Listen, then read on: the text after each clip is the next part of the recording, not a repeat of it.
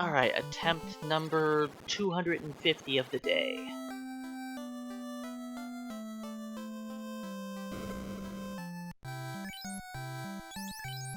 Hey Genesis, welcome in, and yeah, there's been a lot of bad luck for the day so far. But that's fine, it just means good luck's around the corner, right? And thank you again for the continued bits support. I do appreciate it. Alright, let's put our armor on Adam. He gets another go. He'll win eventually. Good. 5 imps. That's the start that I want to see.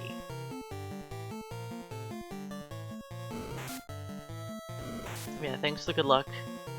It's definitely needed. I made... most of my runs today have died to Garland, actually, out of all of the things that could kill me. I died to the pirates once today. I think I've died to Garland like 4 times. And Astos, oh boy. Astos. That was a fun time.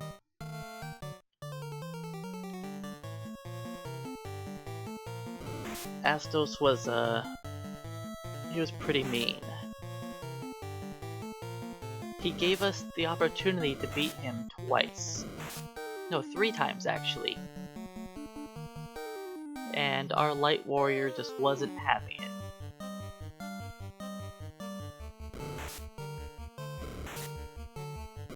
Yeah, NES games are a lot different than nowadays games. They are generally mean to you, which, you know, some people like that. I don't mind being a little mean. Alright, let's try to run away now. We're looking good. In a perfect world, Kane will die, then I run away. Which could happen. One good hit on Kane and he's dead. Like that. Alright, Adam. It's time for you to do what you couldn't do last time. And run away. Now he is in slot 3, which is a more difficult position to be in to run away. So it's not necessarily his fault if he can't run from here.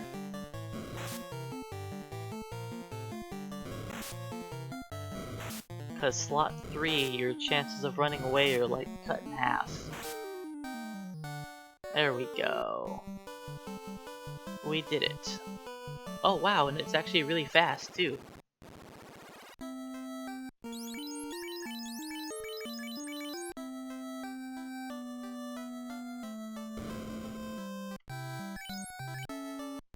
Alright, and the run officially starts.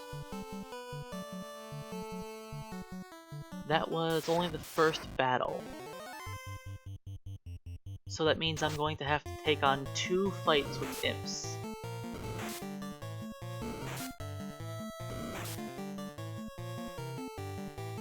Which kinda sucks, but it works out.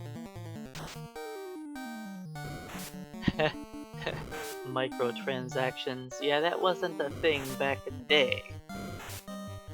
I preferred games when they didn't have microtransactions. I never liked the thought of it.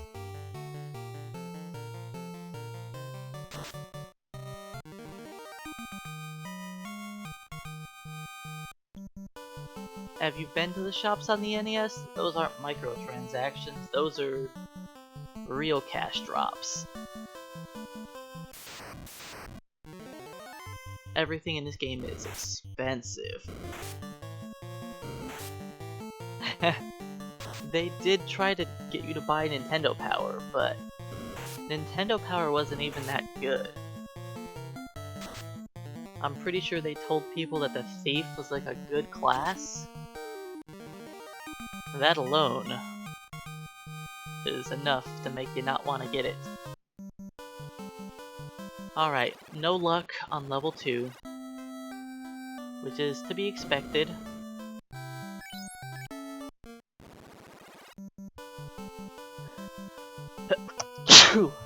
Excuse me. Whew.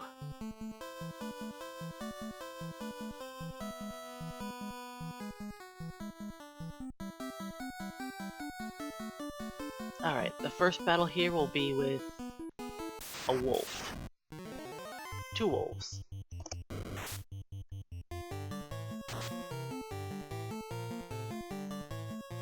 But yeah, I never had Nintendo Power when I was a kid. I just had to make it through the game on my own, which is why I never beat it as a child.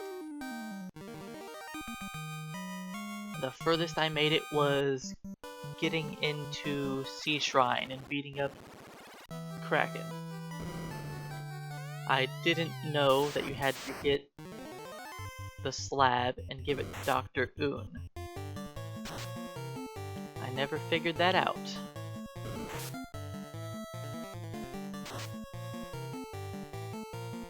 But yes, I did make it pretty far.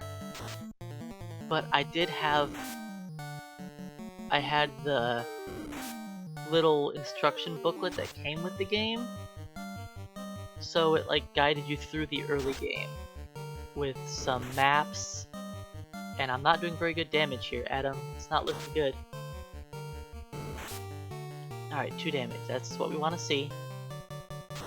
Garland can hit me for between 1 and 15 damage. Alright, Adam, it's up to you. Do you want to live and be our champion?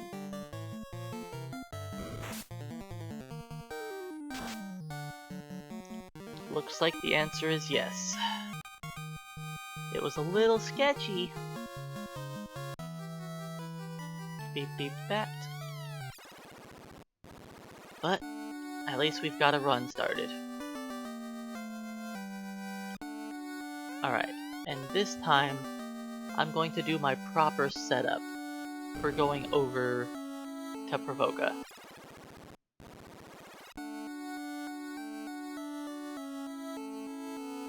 So if I just walk over to Provoca right now, I'll have 3 random encounters.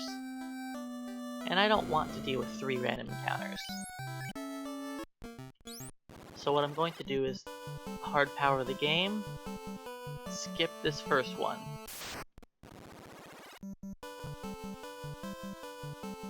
Then I'm only going to have 2 battles on the way over to Provoca. The first battle will be 2 to 4 mad ponies.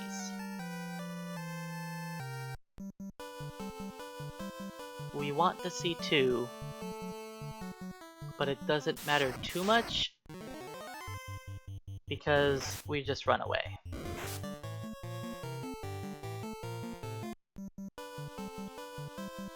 And then the next fight is a bunch of garbage. It's between 1 and 9 enemies. It's usually on the smaller end. Based on how our luck is pretty low. So, when we do run away from the enemies, I have not seen a group of 9 ever. The highest I've seen is a group of 7. And that's pretty rare. I think when I see the group of 7 is when I have 2 characters alive. With 1 character alive, I think the most I've ever seen is 6 in this encounter.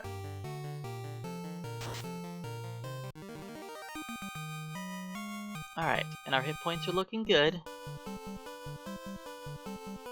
So I'm going to buy the short sword.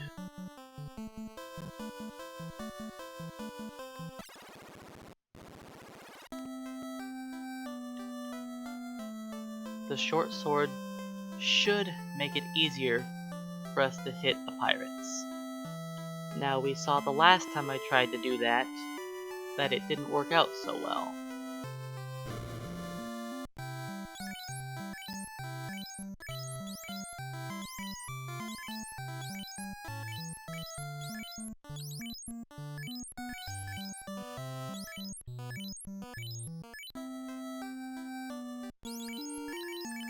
So my last Solo Knight run, that was today, I died on Astos. But if you mean my run yesterday, I made it all the way up through the level grind at the end of the game in Ice Cave, and I died on my escape.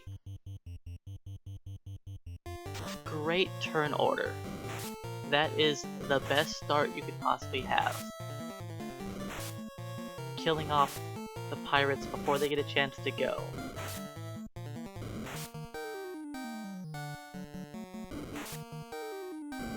So if I die, the run does not end. No, depending on where I die. So I can technically die as many times as I want and still finish the game. But my goal is to beat the game under 4 hours. So if I'm dying in a spot where I'll lose too much time for me to get a better time than that, then I usually do a reset.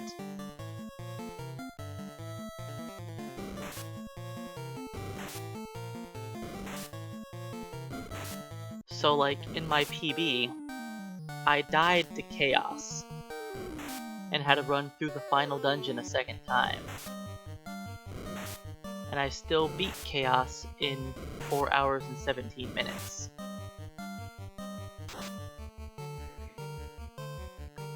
Magic does make the pirate battle a lot easier, because it's a guaranteed hit and they will die.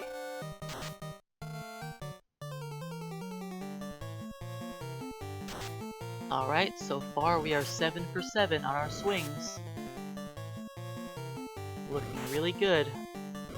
Adam's making up for how the Garland fight was a little scary. That was it. The perfect fight.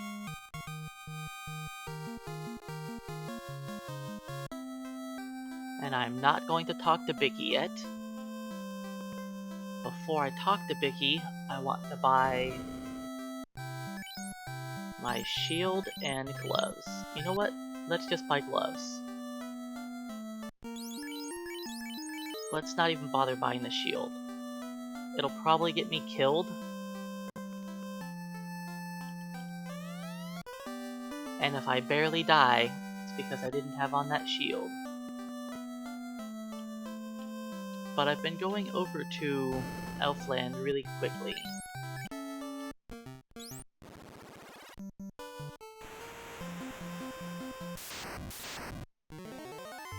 I am not surviving that battle.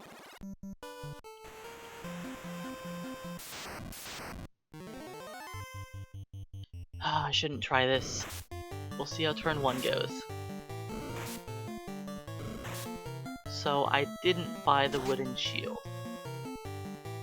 So there's a chance that enemies are going to be doing too much damage to me now. Like that Kaisuke who just hit me for 3? If I had a wooden shield, I would only take 1 damage. And that hit of 12 would only do 10. So every time I'm getting hit, I'm taking extra damage that I wouldn't be taking if I would have just bought the shield.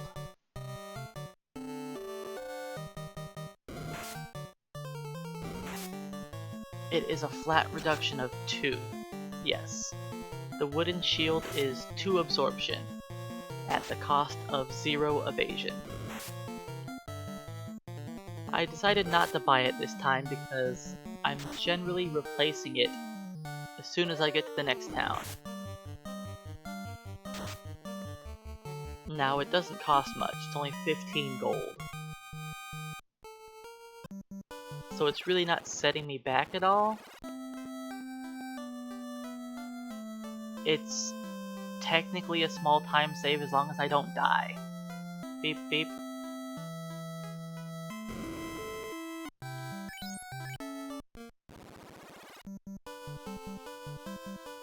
Alright, I want to skip this encounter because I don't want to run from it. Because our luck is still pretty low. So running away takes some time. This is gonna be sketchy. I don't like doing a 4 Kaizoku battle early on, because if I miss one swing, it's likely that I die.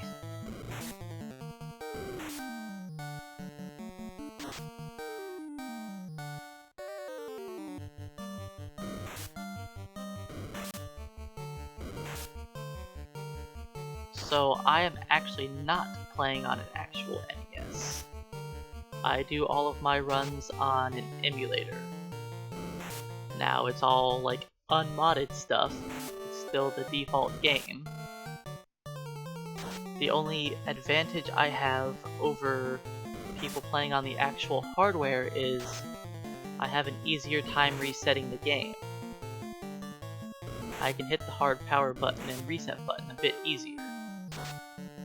But it comes with its drawbacks. There is a little bit of lag playing on the emulator. So it makes it more difficult for me to have perfect timing on things that are important, like purchasing items.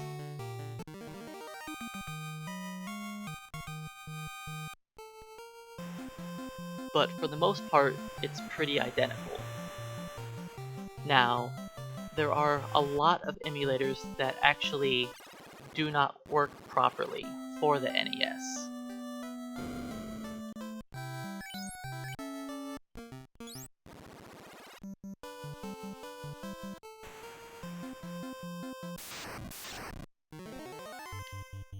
Hey Sandbag, welcome in. And I know I did complete a Kraken challenge last night. I heard after the second game. So I use an emulator that... Let me just attempt to spell it out. It's S as in Frank, C as in cat, E as in Ernie, U as in umbrella, X as in xylophone. Or that's stuck to Z? No, it's an X, that's right. Yeah. It's... I'm not sure what the abbreviation stands for, but it's the one used by Tassers, and it is the only one that actually has the initial RNG set properly for the NES. Because all the other emulators don't have the same initial RNG, which makes doing speedruns of the game not comparable to other versions of the game. Yes, that's it. That is the emulator that actually has the correct initial RNG for this game.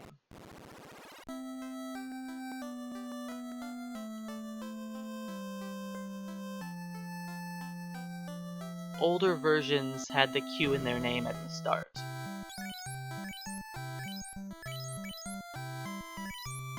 Now your version is probably a tad old, but it should do the job just the same.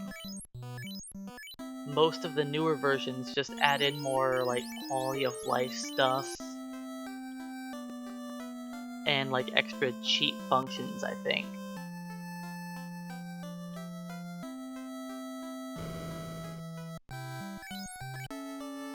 Let's just do a hard power. Well, that actually sounds like the most up-to-date version, so maybe not. So yeah, your version, I believe, is the same one that I'm using. And I didn't even notice that I hit level 5. So I now have 2 swings around. I will assume that I did not gain luck again.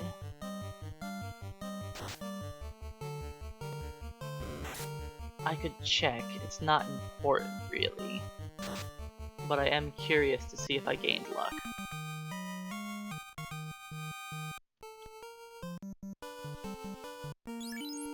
Seven. Nope. I did not gain luck. As expected. So we currently have minimum luck, which is not a big deal right now. But it's going to be bad when we get to Earth Cave and Ice Cave. If I don't gain luck at level 8, I'll be a little annoyed. We don't want to have minimum luck for going through Ice Cave. That makes getting through Ice Cave very difficult.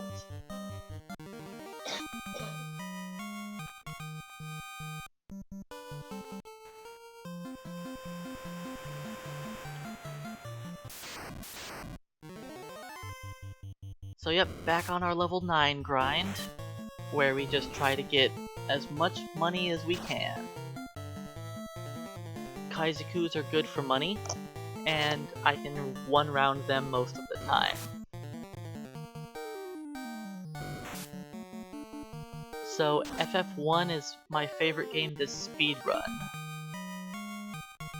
But I have done speedruns of other games, and other versions of this game.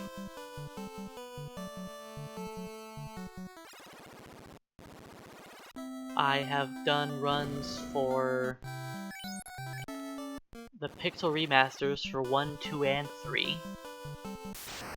I used to have the world record in all of the categories on Ogre Battle 64. I don't any longer. I could probably pick them back up if I wanted to put time into that game again. But I don't know if I will. Ogre Battle 64 is probably my favorite casual game to play. But speedrunning it is not my favorite. Most of the game is just mashing through text and hoping your characters walk the proper direction that you tell them to go. And there's a bunch of new glitches now that are interesting and make the game very easy, which is fine. So I might pick it up again one day. I have also done a few runs for Final Fantasy Mystic Quest. I like that game better casually than speedrunning it also. Speedrunning that game is like pure luck. Once you have like the good strategies down and know where to go, it's just, do you get screwed over in every fight? Everybody just does the same thing and you just hope for the best.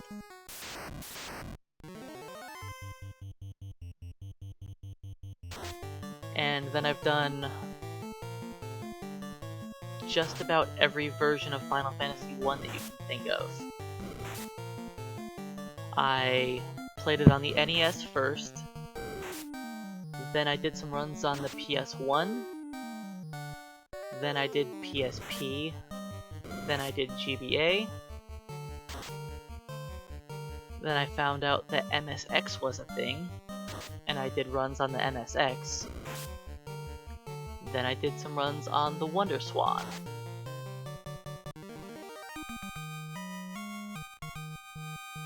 And I believe that's my whole speedrunning history.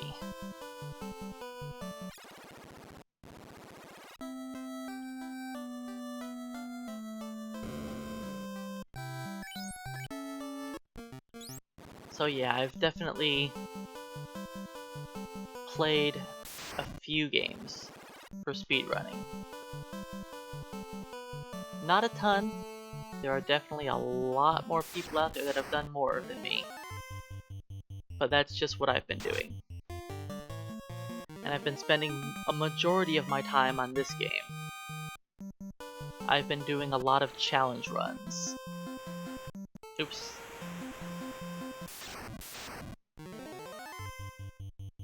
I've just enjoyed playing this game a lot. So it's the one I've just been focusing on the most. When I'm done with all of my night shenanigans, I think it might be time to go back to doing world record attempts again. I would like to make the world records a little faster.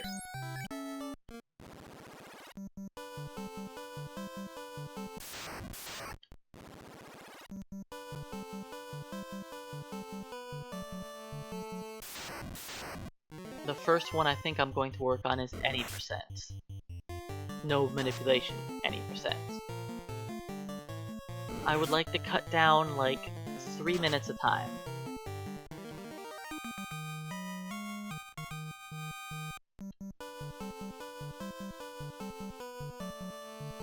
I think I need 2 ogres of XP. I don't know if 1 is enough.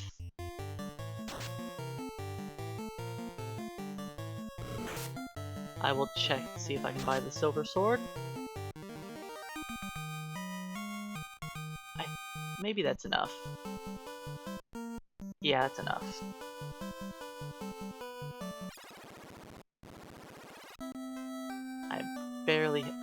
I hate you, elf. I don't like it when he does that to me.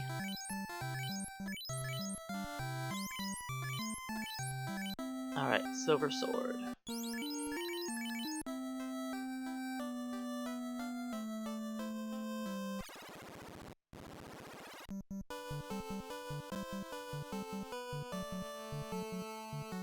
Now with the silver sword, I actually have a better chance of one-shotting these enemies, and a better shot, or a better chance to two-shot Grover.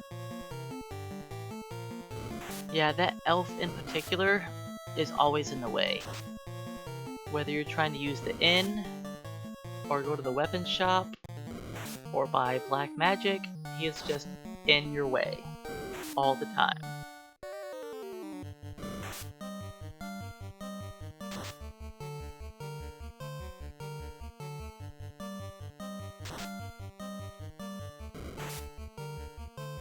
So I'm level 7, I believe. Or maybe I'm about to hit 7? I think I'm already 7.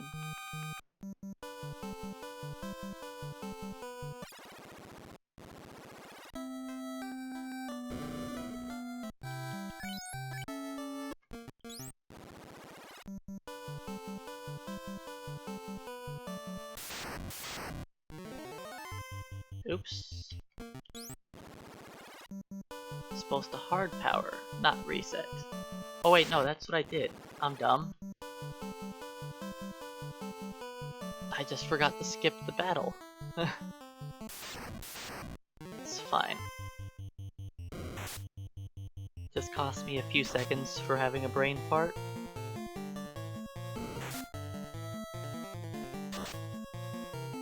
I'm kind of low on funds. Hopefully this is a group of 5 Kaizugus.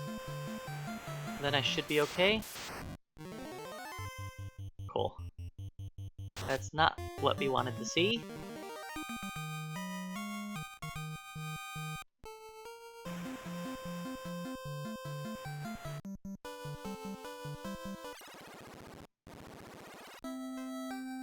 Yeah, Buccaneers are great for money.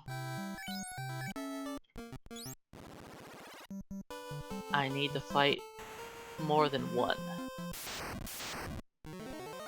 One Kaizuku doesn't cut it. Yeah, their XP is not amazing. Like, it's still... Their XP is still okay.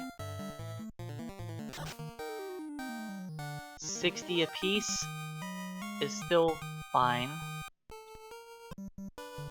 If I kill 3 of them, that's almost the same XP as an ogre.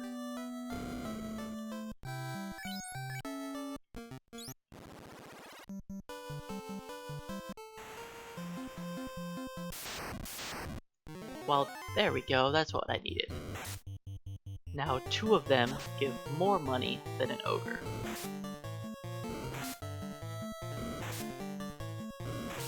Because each Kaizuku is 120 bucks.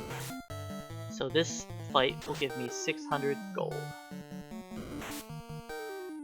And that'll be enough money to fund my shopping spree.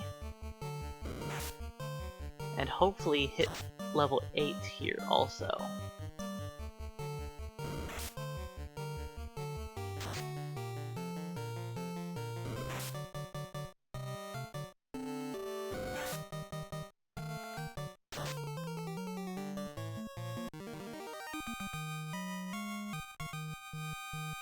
There we go, level 8. Do I get luck?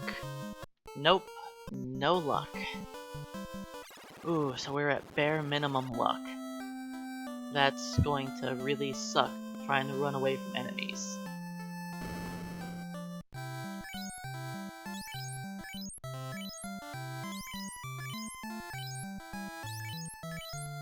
Alright, I'll buy 4 tents.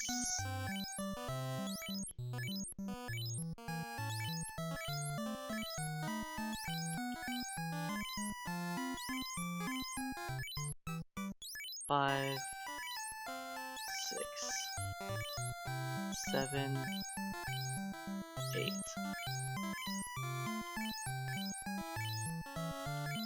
Alright, and I can have 15 heals.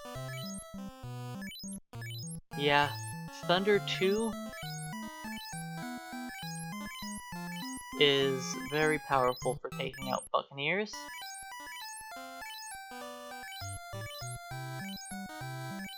So it depends on what you need to kill, for what is better, for fire or lightning. In most speedruns, we buy Lit 1, then Lit 2. Because the first major encounter is against the wizards. And the wizards resist fire.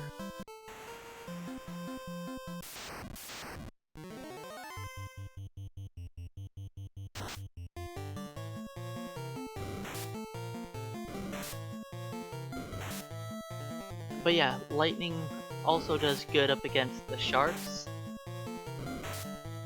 Which is, like, sharks are good for experience. Fighting on the boat is not bad. Now there are some fights on the boat you have to watch out for. Like the Odd Eyes and Sahagins. They are not worth their time. And the Odd Eyes, well, they can just kill you.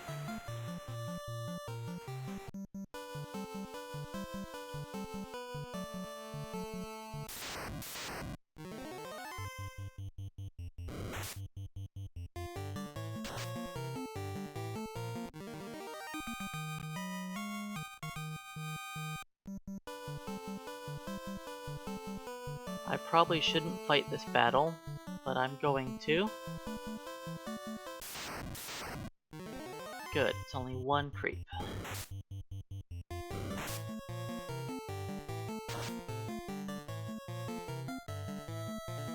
I try to avoid ogre creep battles. They aren't the greatest. Hey Blocky, welcome in.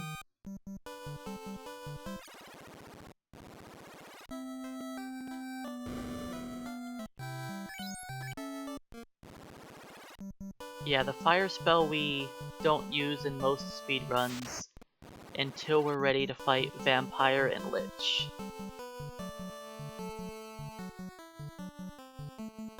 Because money in the early game is very tight.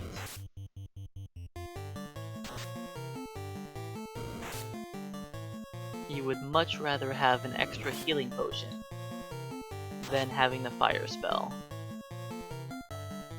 Because that extra healing potion will save your life, and fire, not so much.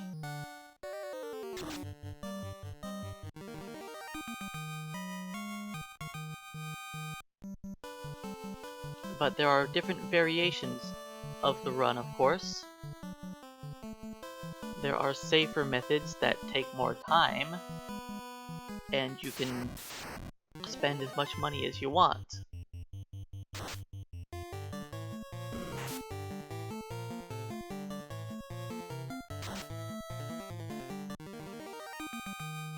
Well, your current route, Blocky, is also different than the normal, since you've been doing a 2-man route.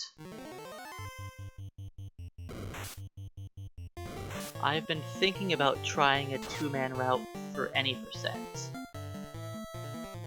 And also do an eye grind when I first get the ice cave. It sounds very sketchy, and it is. but I would like to try it. I might try and route for that sometime soon.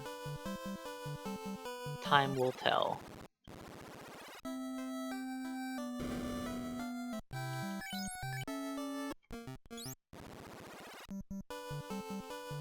Yes, an eye grind without the ribbon. Now, the plan for the grind is having 2 people there. A fighter with enough HP to not be hit with XXXX, and a second character to be able to keep the team alive if you get petrified.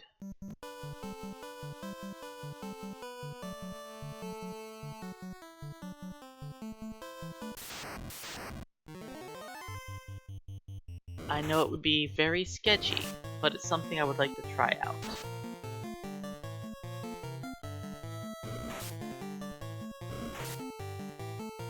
I wouldn't consider it a very lucky level 11, just slightly above average level 11.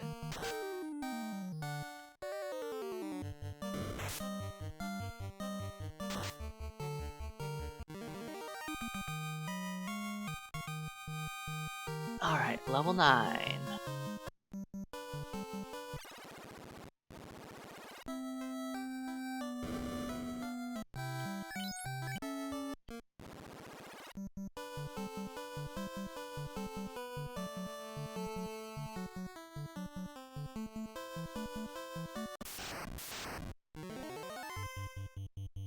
Alright, let's hope that Marsh Cave is a little bit nicer this time.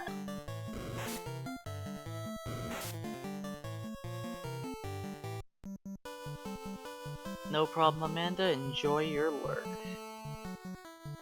Alright, I think I need to use a tent.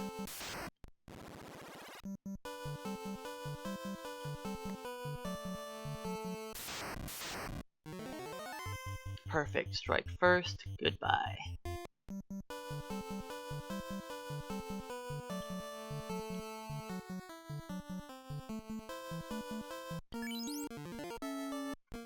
Alright, let's set up for Marsh Cave.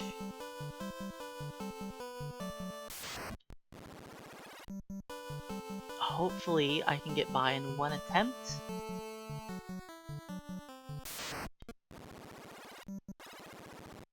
I would like to see 2 wizards.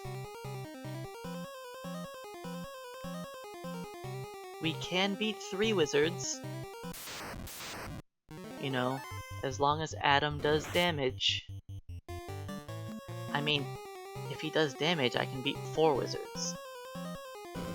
If he just one-shots a wizard on turn 1, then I could beat 4. It's unlikely to have happened, but it is possible.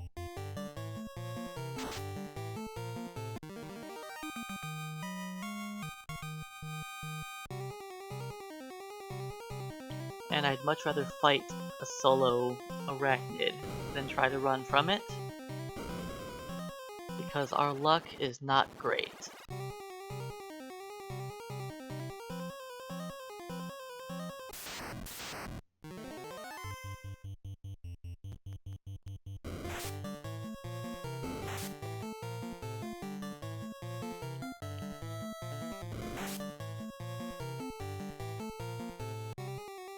Alright, let's see how many wizards we get.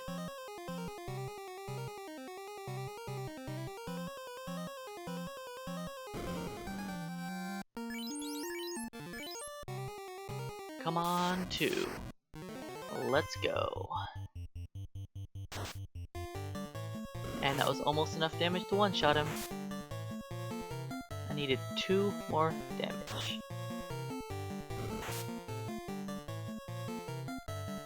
Hey, no heal, welcome in. I'm pretty sure wizards have 84 HP. It might be 83, but I think it's 84.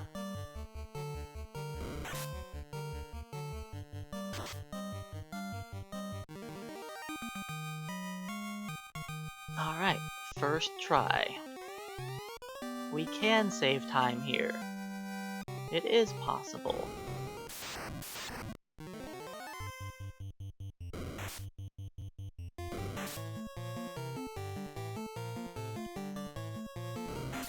Oh yeah, the fighter can do enough damage to murder the wizards, but that doesn't mean he's actually going to do it. Good, only 2 scorpions.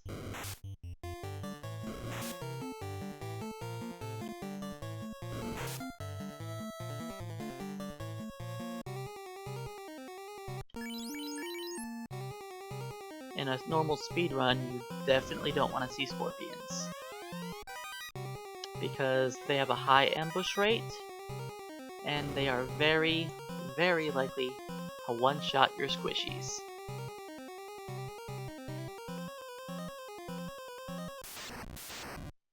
So you generally try to avoid them.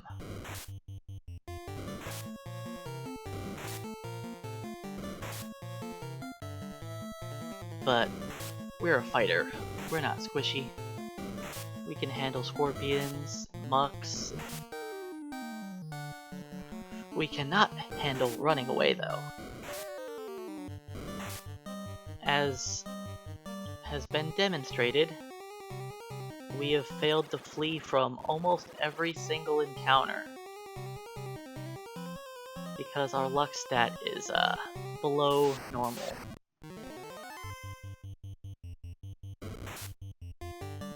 On average, we would have gained 1 luck by now on one of the non-guaranteed level ups.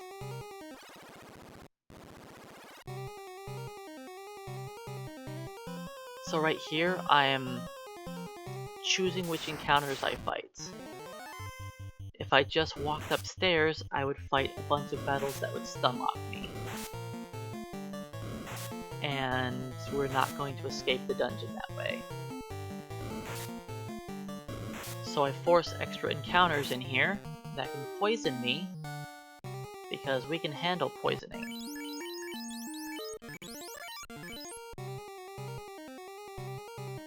But we cannot handle getting paralyzed.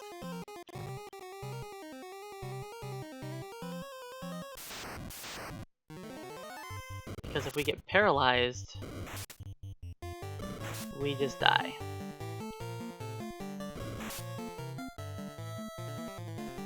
Especially with our inability to run away from things, yeah.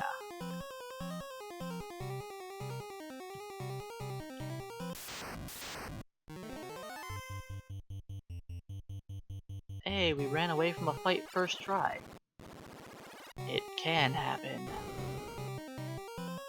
Let's see, we've gained luck at level 3, 4, 6, 7, 9. So we have 10 luck right now. We currently have the same luck as a level 1 black mage.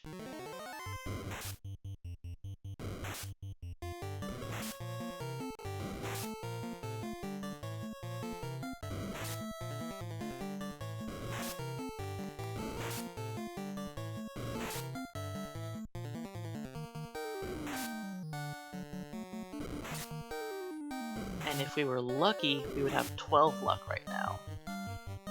That would be really nice.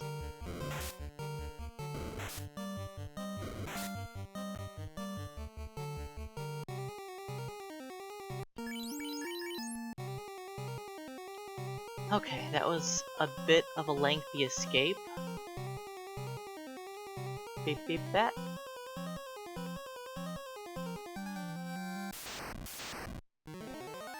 Yep, I need to be lucky to get luck.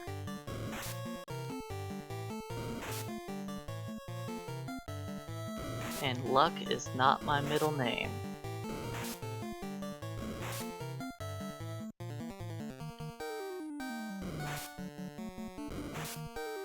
In a lot of things, I tend to be a bit on the unluckier side.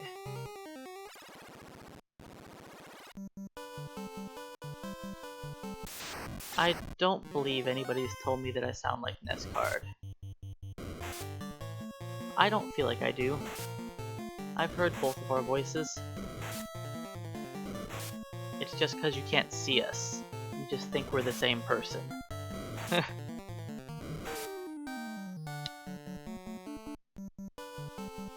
I think I sound similar to Leo.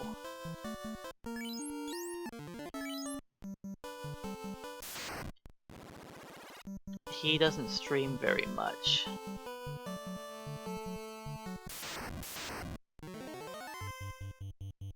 I feel like we sound pretty similar.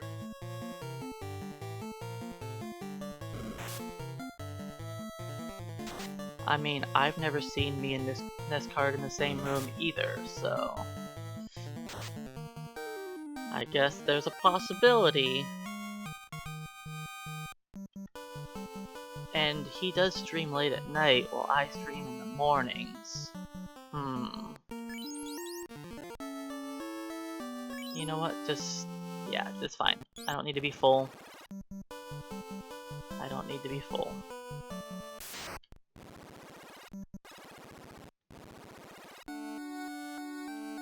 Alright, bat, don't get in my way.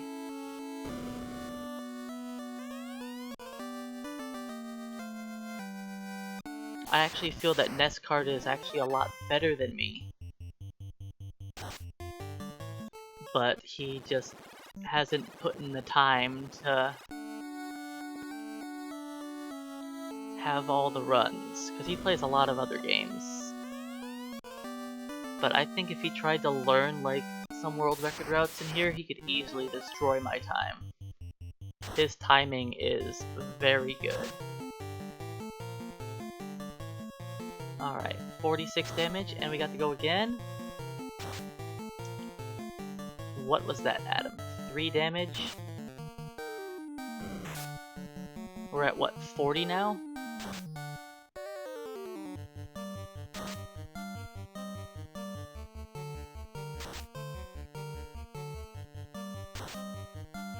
The odds of us winning this are pretty low at this rate. Very low. I think we're at like 58 damage.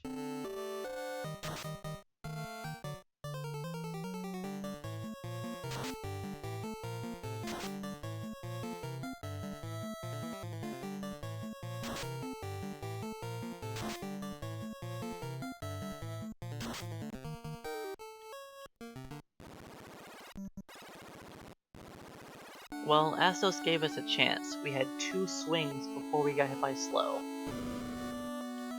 But one of our swings did 3 points of damage. And we can't have that.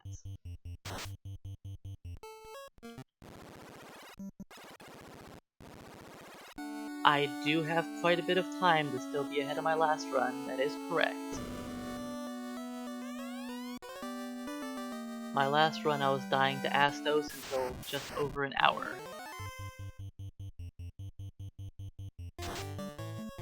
There we go, 88 damage.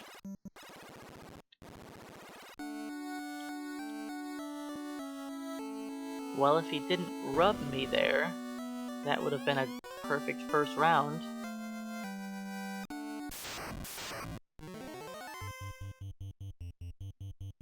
I think we all root for Astos to play nice. Okay, we can do this. 16 damage, come on. That's not a good start. 25. Alright, 41.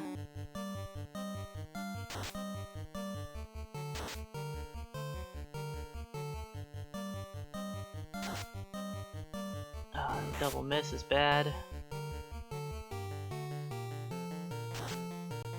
Ouch. High roll on that 2. Still at 41.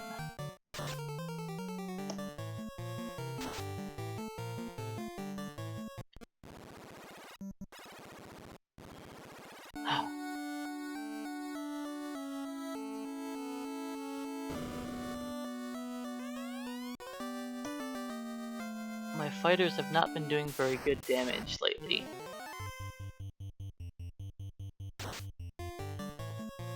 $35 is acceptable, and a melee attack. Okay, let's go. Perfect. 3. I don't like the 3. Okay, we still have time to do damage. 5. boy. So, we had 3 attacks at him before slow 2 went off. And we did 40 damage. He should be dead with 3 attacks. Like...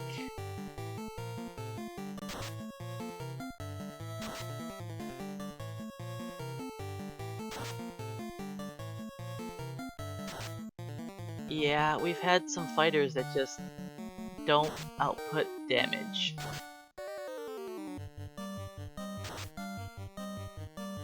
Alright, Adam, you have a chance. His next spell is slow 2.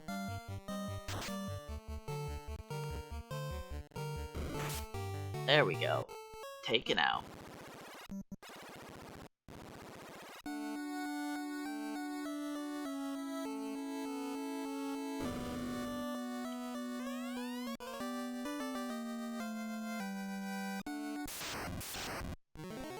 Alright, Adam.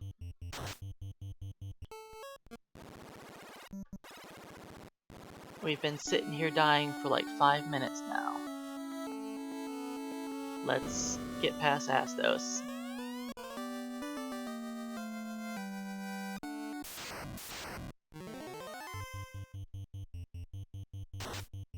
Okay, ineffective on the rub. Miss.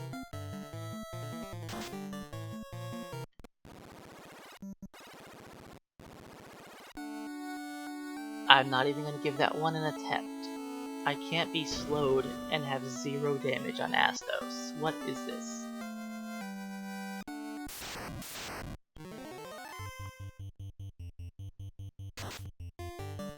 $44 is good.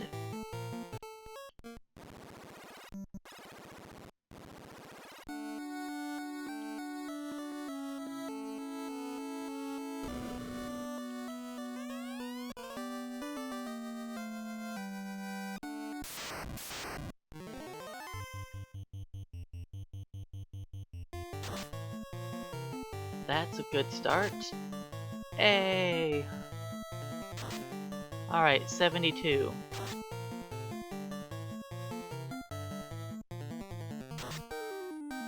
There we go, 103. He finally started doing damage. 133? He only has 35 HP left? Or 33 HP left? No, he's at 168, yeah. So 35, I was right. 34 HP left. There we go. It took a good minute, but we made it past Astos.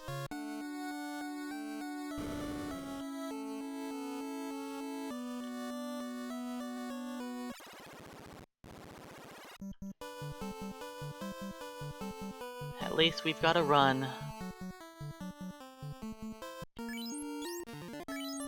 And save. That's only an ogre battle, which isn't as deadly as this next one.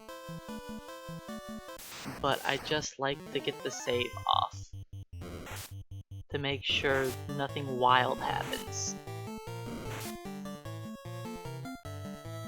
So I am 30 seconds behind my average time. I stopped comparing to my PB because I did things differently in my PB. I had a different route for when I first did things on my first attempt. So compared to my average run at this point, I am 30 seconds behind.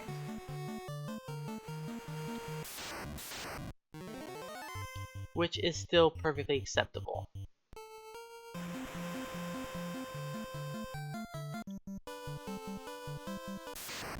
If I stay relatively even with my PB, up till the last split, that should give me a sub 4.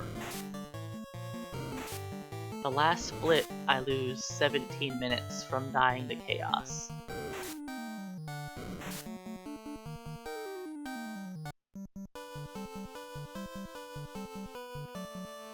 So I have a lot of time saved between here and there. Like, the time on the Crown, Astos, Earth Cave, Ice Cave. I have time to save in all those places.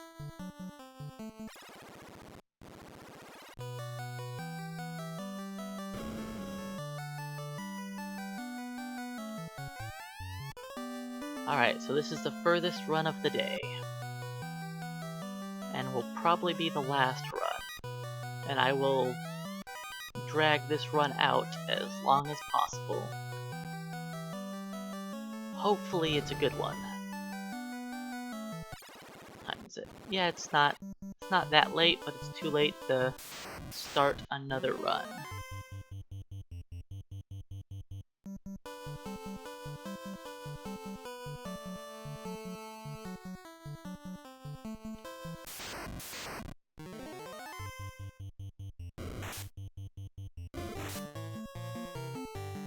Yeah, hopefully this run will make it somewhere.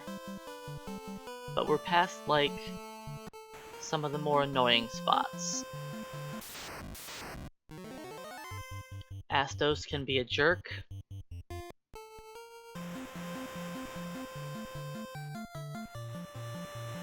Now, Earth Cave and Ice Cave are going to be scary with minimum luck.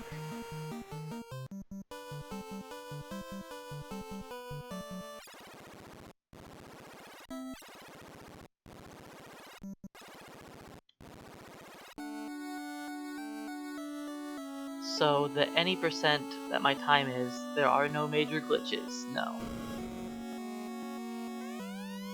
The non-manipulated any percent is like 40 minutes faster.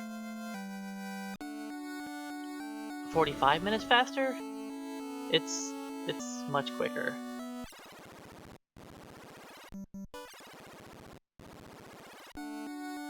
And that 2:46.51 is the current world record.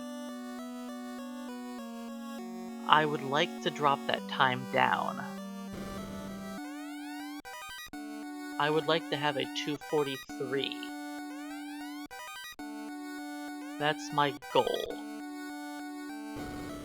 And I think a sub 2:40 could be possible with some very sketchy routing. And I might go for that one day. But yeah, I would like to improve that one a little bit, then possibly get back to single segment. Single segment is that's a tough beast to tackle. Because you have to route the entire game, and you can't get off a single step for the whole game. Where am I going? Well, I ruined my step route. I wanted to visit Montoya again.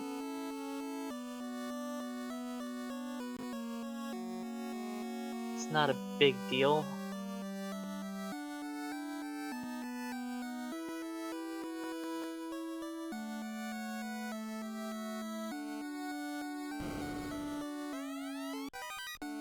I'll just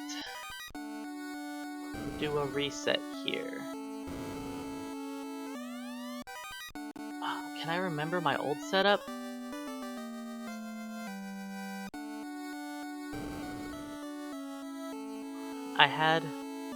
I made a setup when I did the 4 White Mage run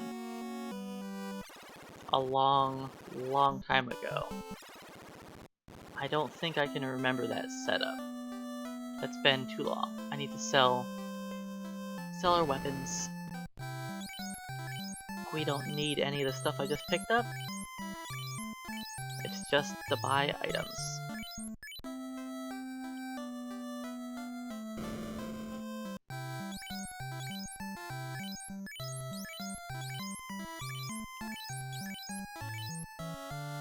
So, gloves and wooden helmets.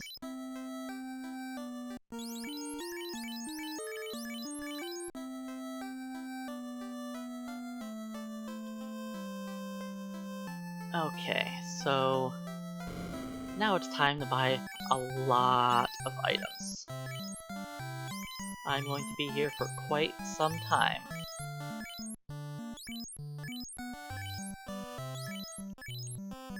I'll try and actually keep track of how many tents I buy this time. Sometimes I lose count and then buy too many. This should be 12.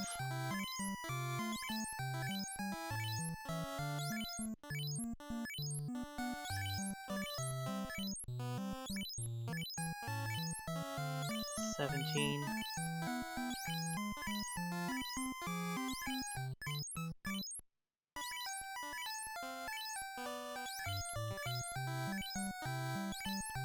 Alright, and this should be enough tents.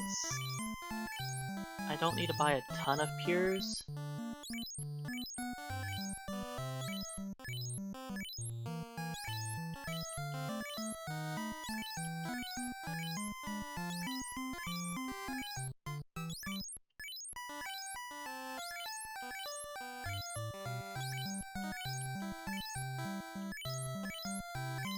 And let's buy 10. Okay, now I'll max out my heal potions. So I'm going to be here for a good minute.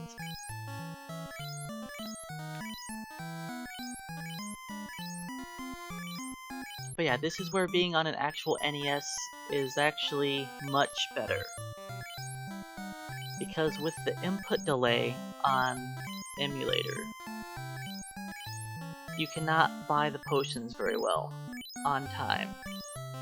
And if you're playing on console, you can actually perfectly time your key presses and buy the heal potions much quicker than just mashing the A button. I could probably save at least 30 seconds buying potions here.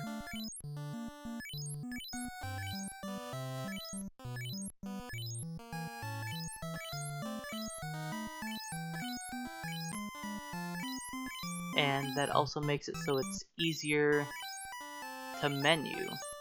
Like, you can heal quicker on console.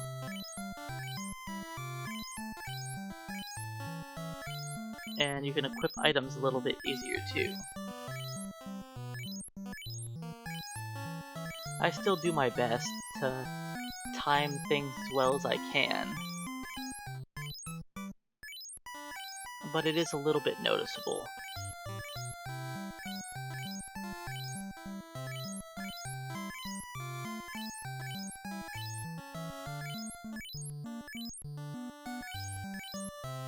Well, I'm halfway through my healing potions. Got another, like, 45 to go. Now, I'm not counting my healing potions. I'm just guesstimating off of how much money I have left.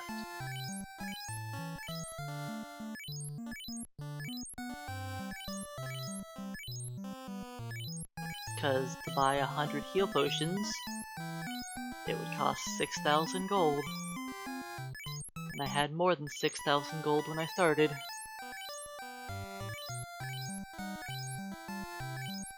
Now, you can't buy 100 healing potions, but, you know, 99 is pretty close to that.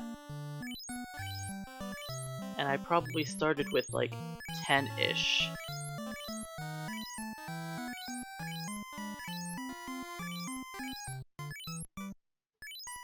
Now, I don't have to max out my healing potions here, but it's something I've been doing. So I don't have to worry about buying potions for quite a long time.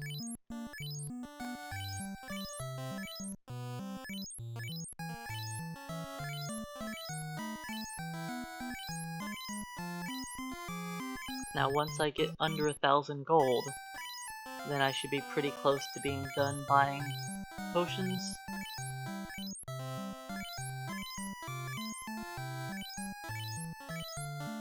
luckily I don't really spend that much time buying potions in this route.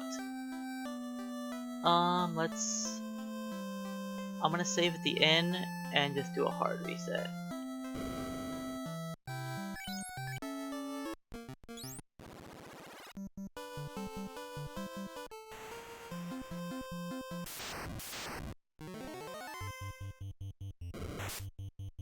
Since I got off my step route, I'm just going to reset here because I don't feel like fighting odd eyes on the ocean. And if you get off on your route, that's what you'll be fighting.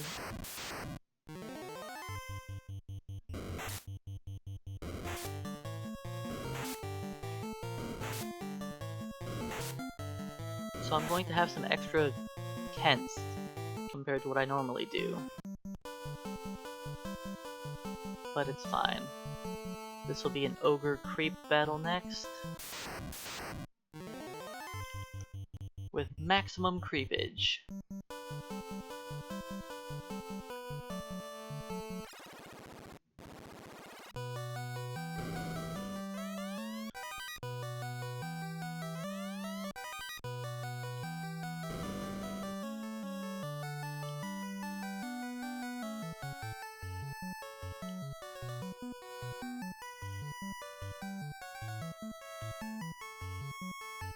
Alright, time to rob the dwarves.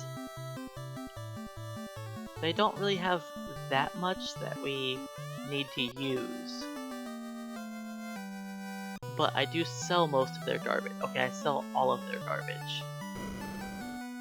I will use the iron helmet for a very short period of time.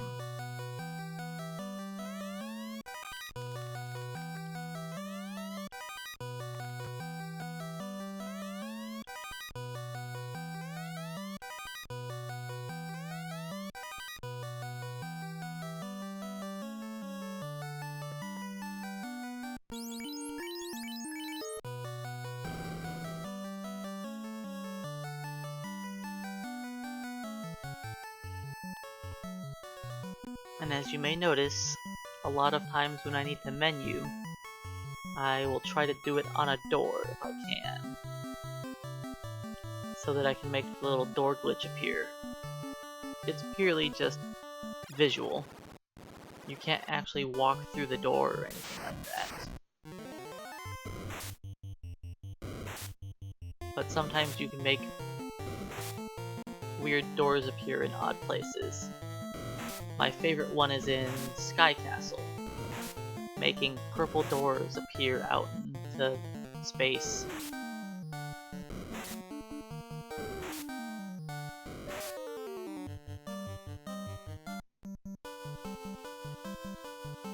I believe these next two battles are asps, so hopefully I get into the boat before the asp.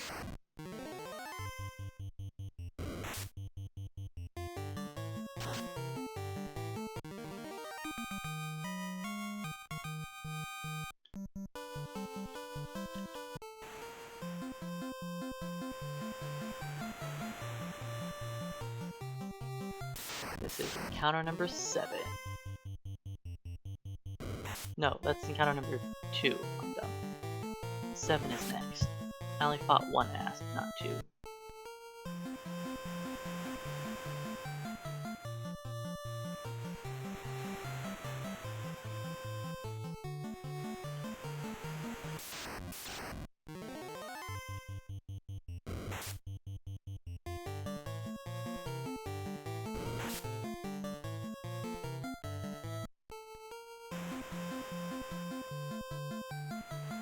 Alright, I don't want to take any of these battles on land.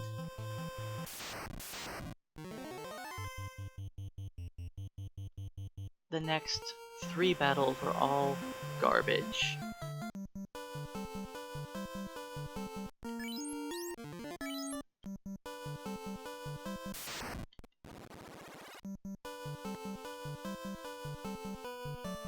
And I guess I'm just going to be running from them.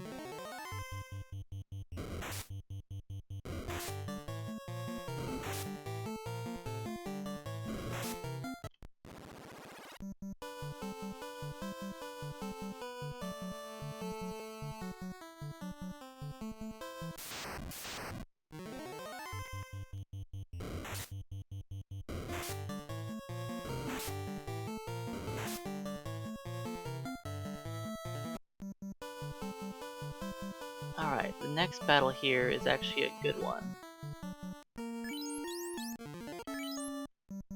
If I'm lucky, I'll be able to take the battle. That works. Perfect. I wasted a cabin, but that's acceptable.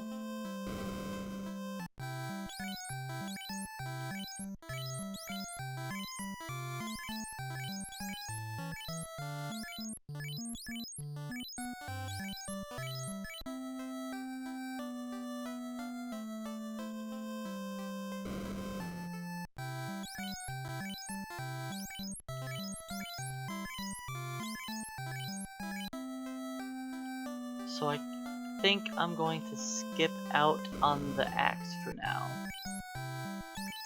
I'll possibly come back for the axe later. I don't know.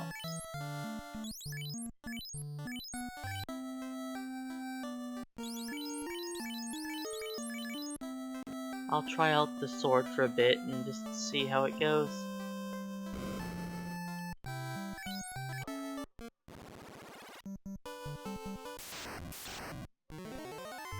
That's gonna be sketchy. I don't think I'm going to win this, but I'll give it a shot. No, I'm not going with that.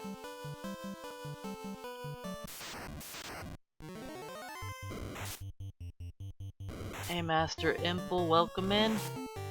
And yep, good old school NES.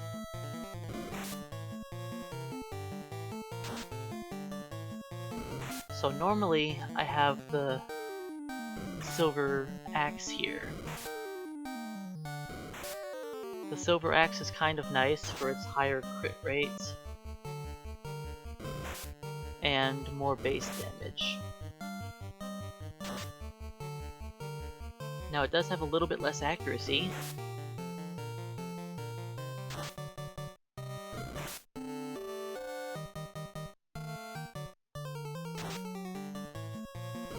But I mean, a lot of these attacks I'm just barely falling short of killing them in 2 attacks.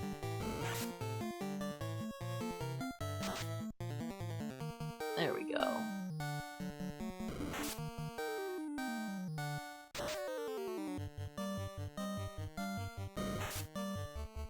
I'm not sure how much better using the silver sword will be, or silver axes over the silver sword, but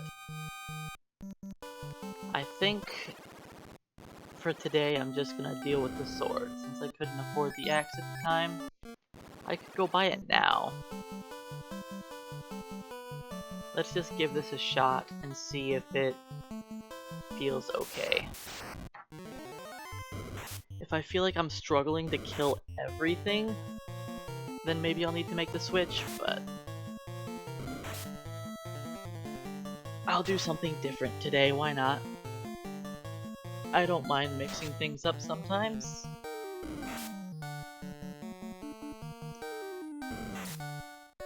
You know, have to adapt to the situation. Can't afford it, let's just use what I've got.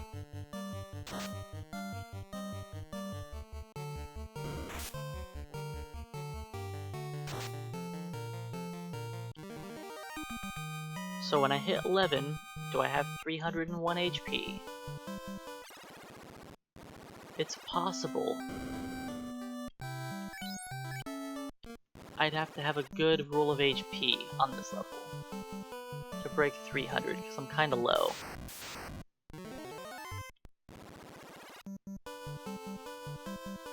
Alright, can I fight 1 or 2 peds, please? I don't want to fight 3 or 4. I don't have the health for that yet.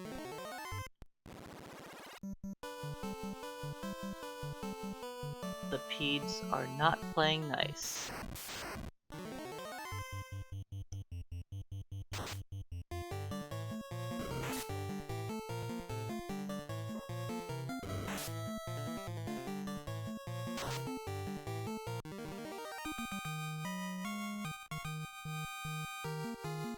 Yep, I did not hit 301, and I didn't gain luck again.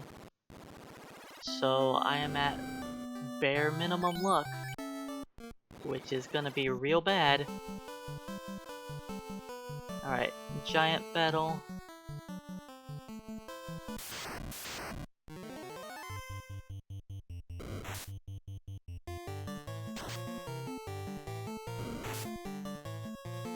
Giants are hard to take out in 2 attacks.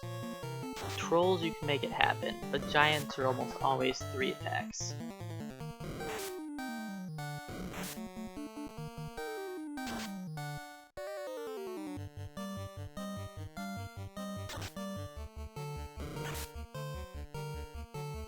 I feel like I'm missing just as much with this sword compared to the axe.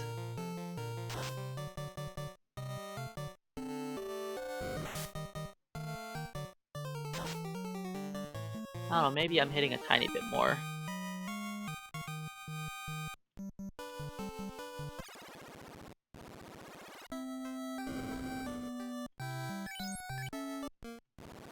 But I'm just gonna stick to the sword.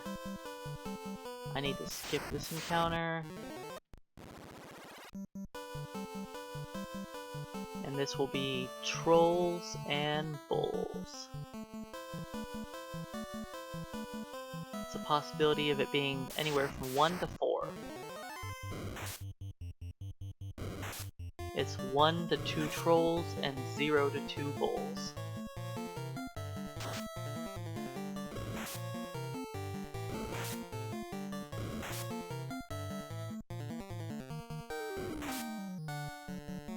They don't hit that hard, unless they crit, thanks to our armor. Yeah, I still miss a lot of my swings with the sword.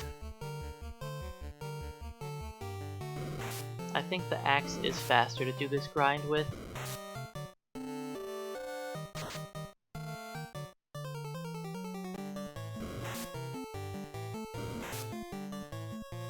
It feels like it was faster though, at least, because the amount of damage increase it does is kinda nice, and the extra crit rate.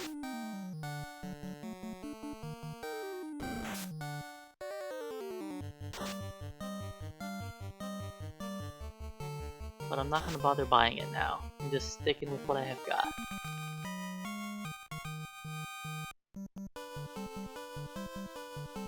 And I have enough HP, I'll just take on the next giant battle. It'll only be a regret if I fight 2 and I get crit.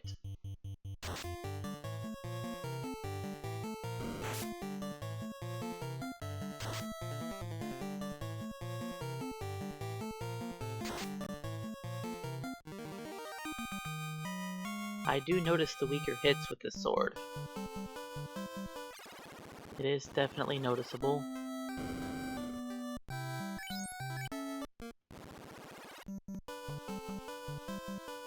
Alright, another troll battle, followed by another giant battle.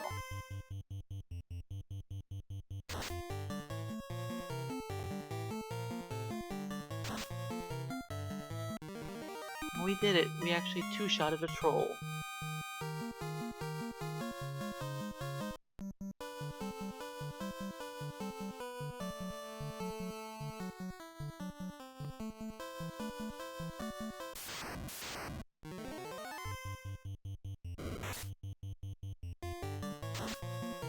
It's kind of unfortunate that I'm fighting 1 in all of these battles. That's bad for my XP. I'm right next to town, so if I take more damage, it's not a big deal. I would like to just get the XP as quickly as I can. It would have been nice if the first 2 Pede battles didn't screw me over.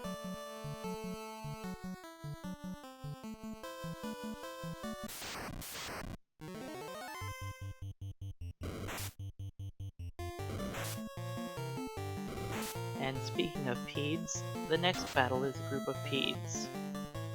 Peds are worth the most XP in this area. They're actually worth more experience than Zombuls. Now, they don't give as much gold, and they poison you, and have more defense. And they also run away when you're a low level. But Peds are still good to take.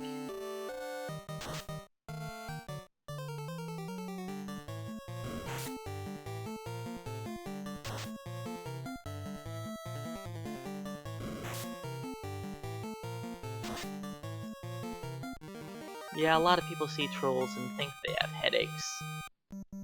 But maybe they're just trying to look intimidating. And show that they're so crazy, yelling and screaming that they could even rip their own head off. That's how out of their mind they are.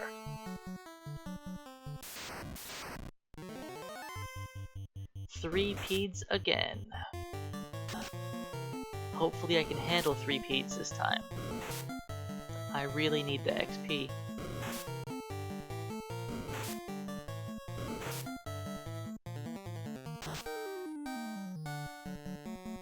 I need to kill them in 3 rounds.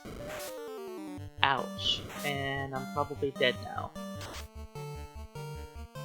Thanks for that crit, Mr. Pede. I need to crit him back really hard. It's unlikely that I win. Yeah.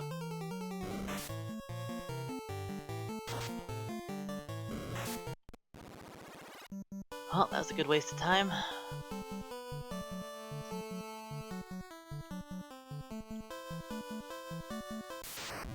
So far, all of my Pede battles have just been a waste of time.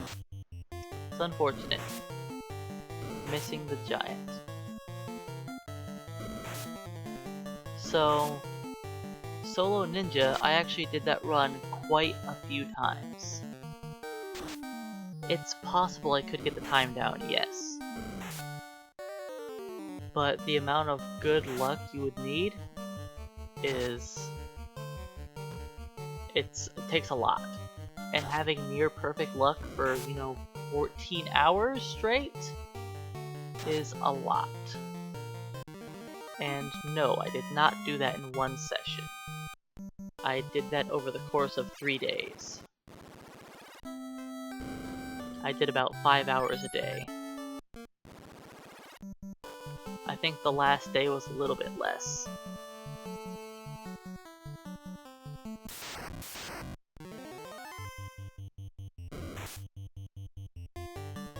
So I'm going to be pretty far behind here, because I haven't been able to successfully kill a single group of Peds,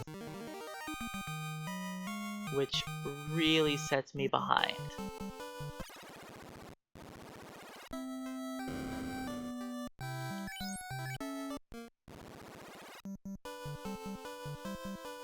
Hopefully I can actually survive these groups of Peds. Can I please fight 2? 2 Peds are what I want to see. Whatever, 1 I guess will do.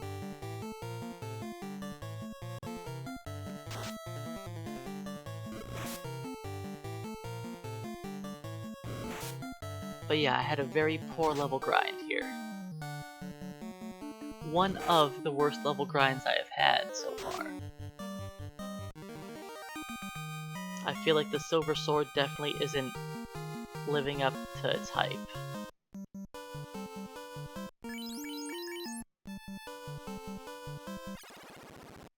Because yeah, I'm losing time and I still have a full level to gain.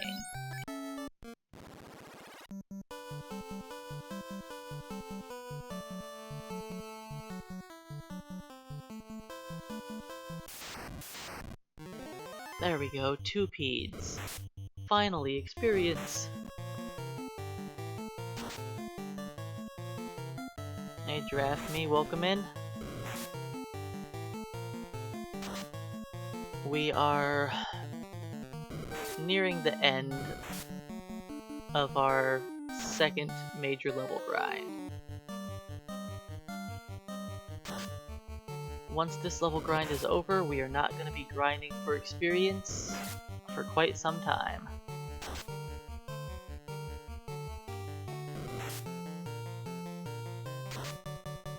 Yeah, Adam was the name chosen by some viewers to be our leader this time. I did quite a few different runs today, with lots of different light warriors. And there have been a lot of them that just failed. Adam has been our best one so far.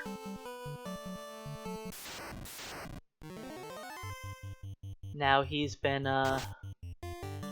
making some fights really drag on.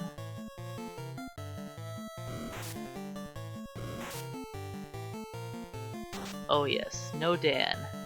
I saved Dan for the Black Mage job. I allow Dan to be a Black Mage or a Thief. That's about all I'll let Dan do. Because if you give him a more important job, he'll just let you down. With a Thief or a Black Mage, you know not to expect anything.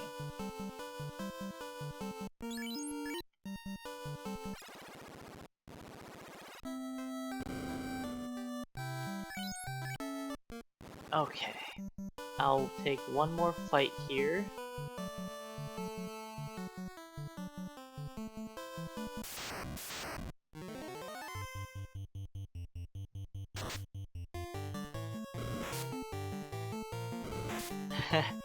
Now I generally don't name any of my characters after dogs, but sometimes I do. But never like that. Usually if I do that, I'll just name them dogs that have 4-letter names. Like Davy or Chip or something like that. Not because they're bad.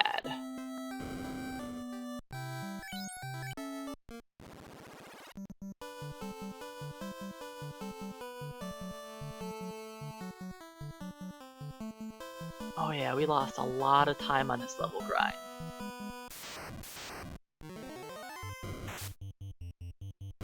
That's what happens when you don't get any good Pete encounters.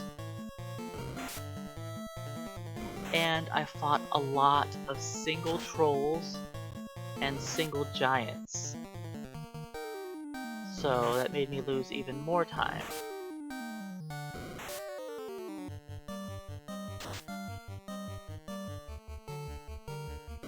And it probably doesn't help that I've had on the silver sword the whole time, because it doesn't feel like it's cutting it either.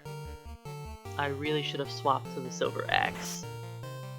Just made the second trip back into town to pick it up. Or skipped on a piece of armor. That probably would have been smarter. If I would have left the iron helmet on, I could have gone back and bought a silver helmet later. That probably would have been the smartest choice. But it's a little late now.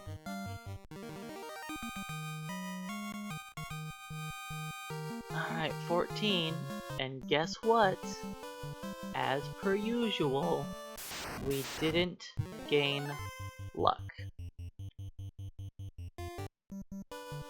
So we are at bare minimum luck for this whole run.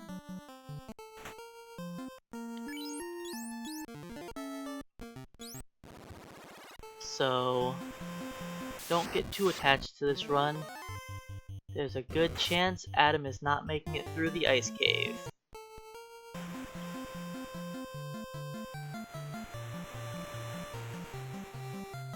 I've never had a run with bare minimum luck make it through the ice cave.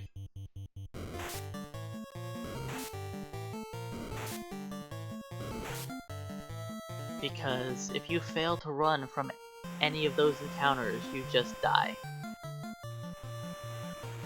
And there's a lot of battles in a row that you have to keep successfully running from.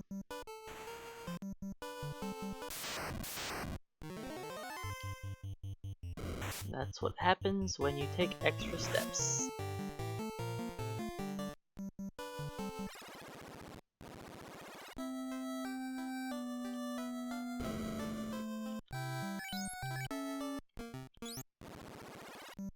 So yeah, if I have to do another run, I'm 100% using the silver axe again. Oh, Ice Cave is the hardest dungeon in the game. I was talking about that earlier. There's so many parts of the cave that make it just brutal. The most common enemy in there happens to be undead. And the undead paralyze you a lot. And undead paralyzing you is actually like the best part of the cave. Because if you're not fighting the undead that paralyze you, then you're fighting sorcerers that instantly kill you and or paralyze you, or you're fighting mages that instantly kill you, or frost dragons that spam blizzard and kill your entire team, or frost giants that are unrunnable and have wolves that can spam frost to murder your team. There's also unrunnable wizard battles that have up to 7 enemies that just waste a lot of time.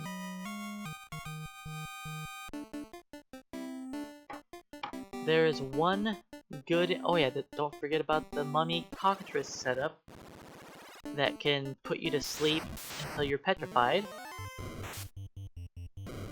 The one good fight, there is literally only one good fight in the entire dungeon. Technically 2, okay, 2. There's the Arbone. Arbone is the one good fight. The second best fight is Gurpeed. He's not too bad, but if he ambushes you and crits somebody, it can really hurt.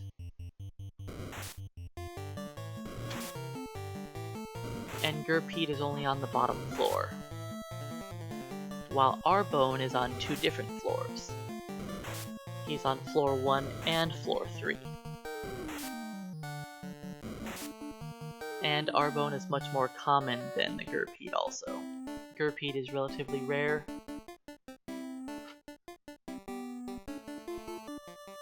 Don't go up, Bat.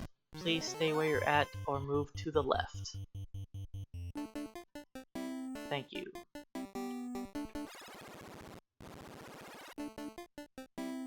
Yeah, Ice Cave is a lengthy one because you have to go through the dungeon, pick up the item, and still run out of the dungeon when you're done. It's not easy that even when you acquire the key item, you're not done. Now, if you have a warrior and you equip the ice shield that you pick up, you should at least survive the stunlock battles. But if you're not on any kind of step route, you could easily die on the bottom floor.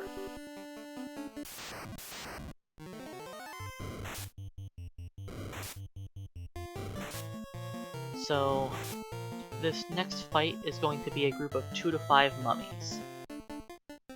They can do a little sleep lock to me, but it's generally not going to kill me. Because sleep is kinda like being paralyzed, except you always wake up at the end of your turn. Or the start of your turn, I guess. Whenever you take your action, you will wake up. Beep beep bat. Alright, vampire time. As long as he doesn't paralyze me, we can save time here. Good.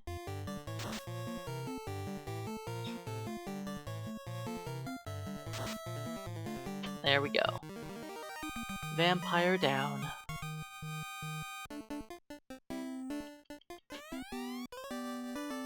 A small bit of time save.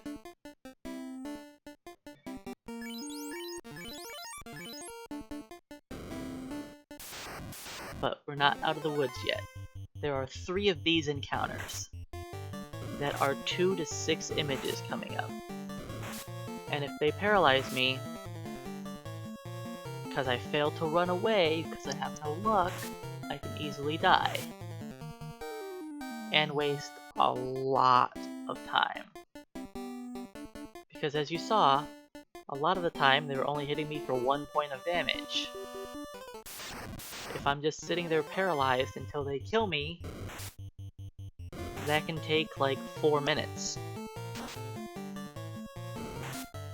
And of course I fight maximum wizards, because I always fight maximum wizards here. It's 2 to 4, but I seem to fight 4 of them quite often.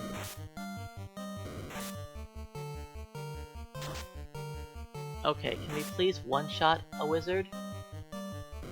You keep coming up a couple points shy, Adam.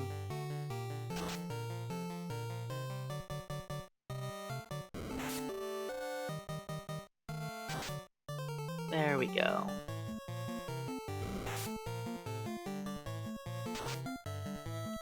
Thank you. The last 2 at least I one-shot. Alright, 2 more stunlock encounters to go. Hopefully we only fight 3 or less. Fighting 4+ is very scary. They can easily stunlock you. Like this. I didn't even get a chance to do anything. And I am now paralyzed.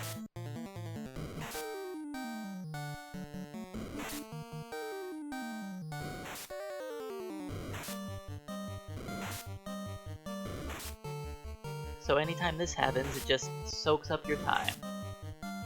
And heal potions. Alright, Adam. Let's get out of here. Thank you.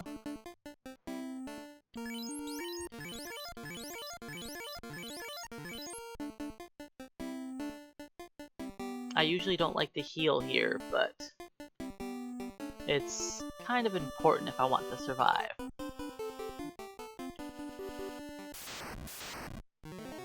There we go, only 2 this time.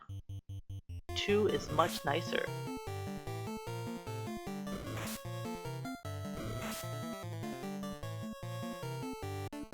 Yeah, getting cured at the end of the round is the way to go. If you get cured at the start of the round, that can be bad. But we're going to struggle with those battles a lot, because as you see, Adam doesn't know how to run away, because he didn't want to gain any luck. He has 13 luck.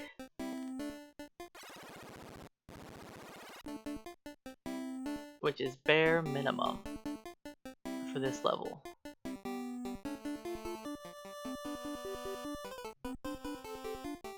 I normally have 14 right now.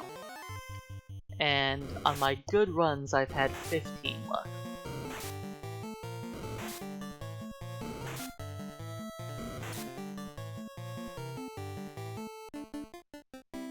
You could technically have 17 luck.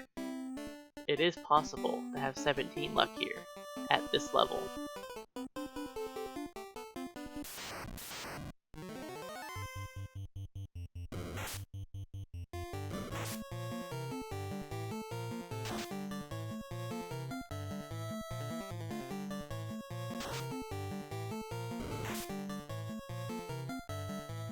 Ah, I should have checked how much XP Adam needs to level up.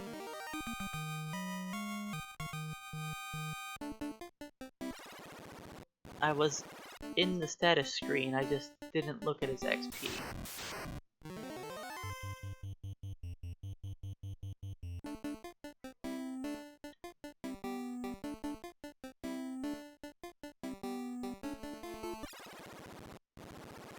Alright, how much XP do we need?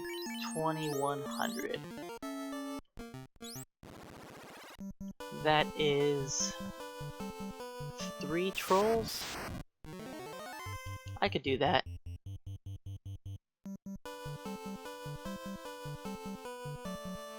Alright, so I'll take all of the troll battles. So right now, I'm setting up encounters for my second trip through the Earth Cave. as we saw, there are some annoying battles in there. But those image fights are actually one of the easier battles. There are much worse fights that I can get into. And I'm going to make sure that I don't get into those.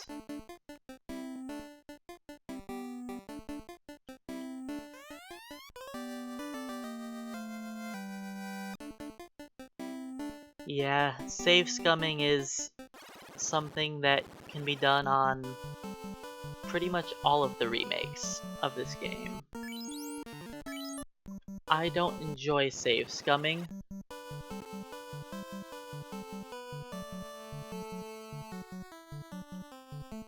It is a pain in the butt. I've enjoyed the NES version of this game the most, by far, out of all the other versions.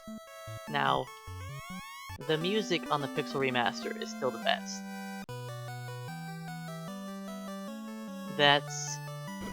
Like, the music is just great. But otherwise, I like this game a lot.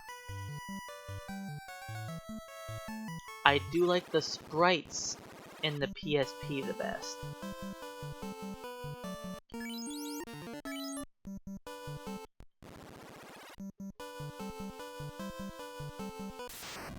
Oops, I wasn't paying attention. Well, I'm going to just take this battle.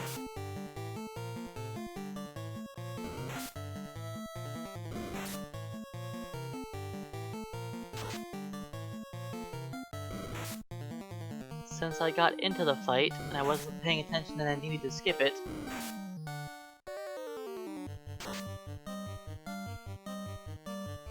so tigers are kind of annoying, because if you couldn't tell, they have a high crit rate.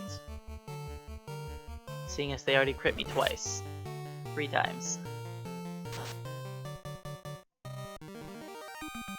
So tigers can really rack up some damage on you.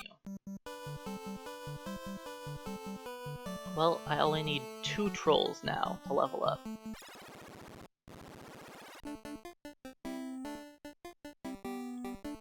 So that means I don't have to take the final battle, which is kind of nice. And I think I have a house that I can use for HP recovery here.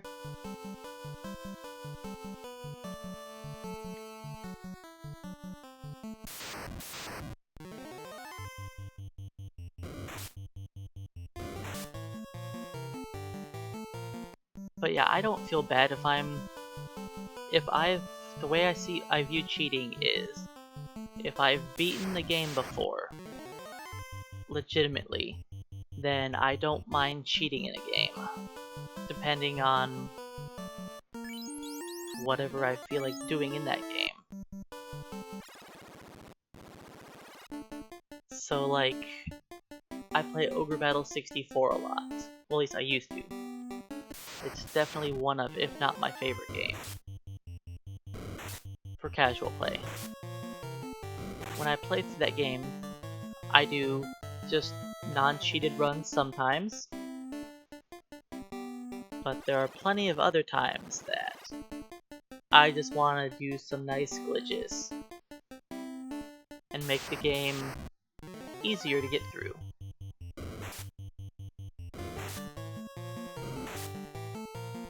That's just the way I see it though. Like, if you've beaten the game, I feel like cheat to your heart's content. As long as you are having fun. That's the point of playing a game, isn't it? To enjoy yourself.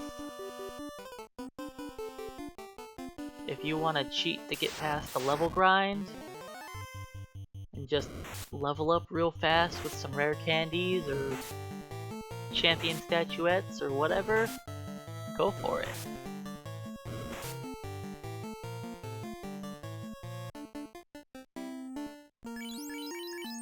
There's no reason to be a snob over how people want to enjoy their free time.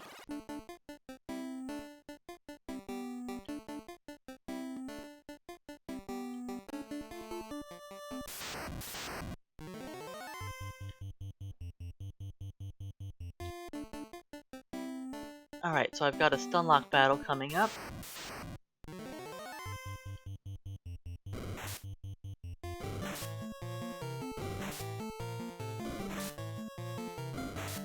Alright, that was good. Alright, 2 more of those to go. Not right now though. I have a few more fights before we get there.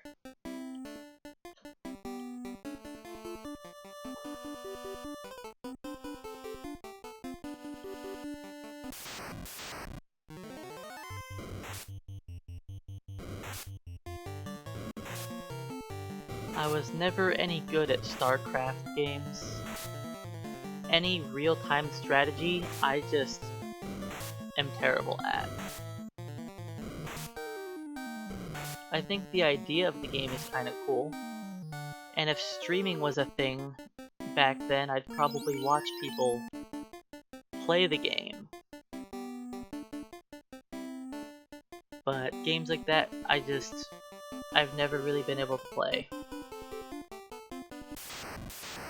Like, I played a lot of Warcraft 3. Mostly custom maps.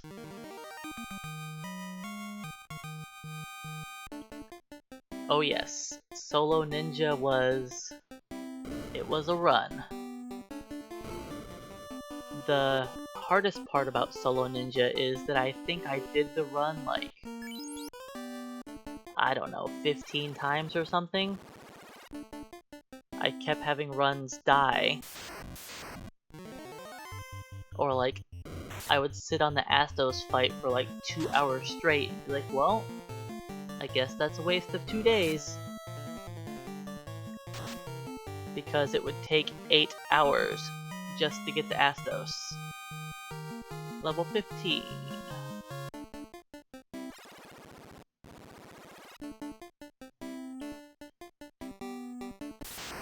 So I wanted to get level 15 here to have more damage against Lich.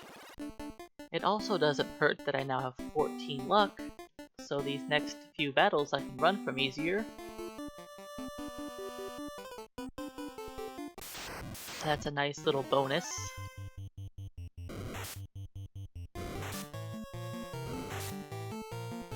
But yeah, Solo Ninja actually wasn't the run that I was the most scared of doing. The one that I didn't want to do the most was Solo Black Wizard. Because I knew that I was going to have to reset for his stats a lot.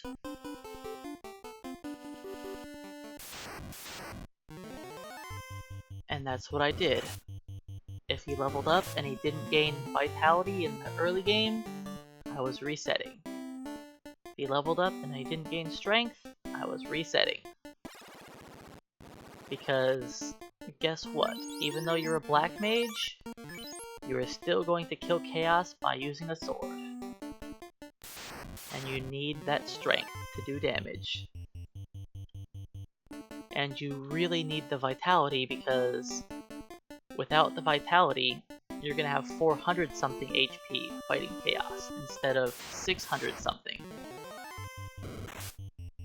The stats make a world of difference. Because if you just go with random level ups, you are probably going to be fighting Chaos with 450 hit points at level 50. Compared to when I made sure that my Black Mage had stats, his stats weren't even perfect, by the way, and he had, what, like 630 hit points? Perfect turn 1 from Lich. 42 damage is okay. There we go. 134.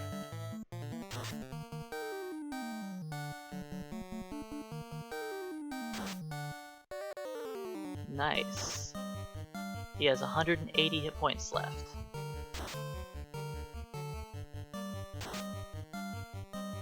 That was not a good turn. 150. We can do it in one hit if we hit hard.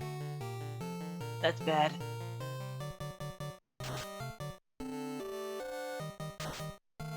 I could be dead here. Adam?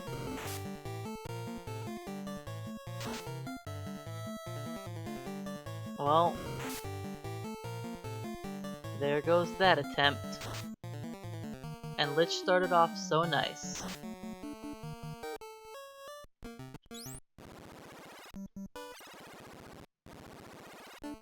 Okay, well now we have much worse encounters to deal with.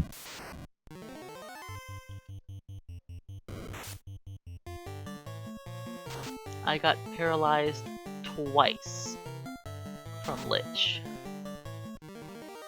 Unfortunate.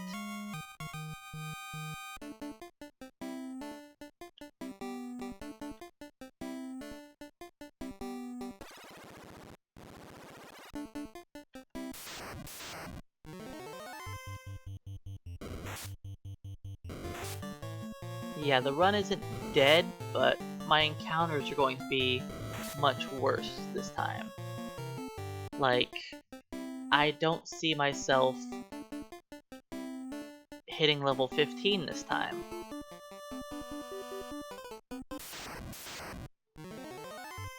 Unless I want to fight some garbage. Now, if I want to beat my sub 4, I can't sit here all day dying. But I can take a death to Lich.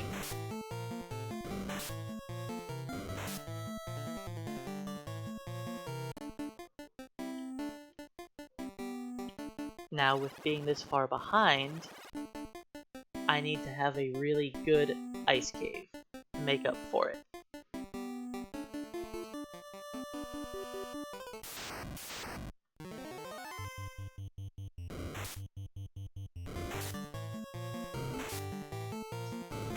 I'm trying to think if there are any battles here I could really take to level up.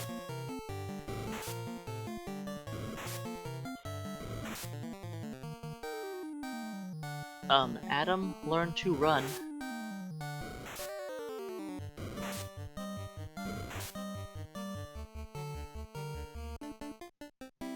I probably should heal up soon, but I'll wait. I could take on the mummies. They're probably not bad for XP. So the all-monster run I did is actually an official speedrun category, where you have to actually kill every monster in the game. There are 128 different enemies, right? I think there's 128 enemies. And you have to beat them all up, including Warmech. And that's actually very challenging to do, because you have to use a super strict step route. And you also have to get a little lucky on that step route.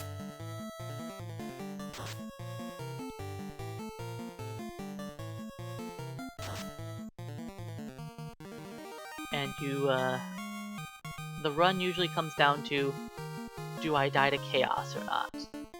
Or not Chaos, do I die to Warmech or not?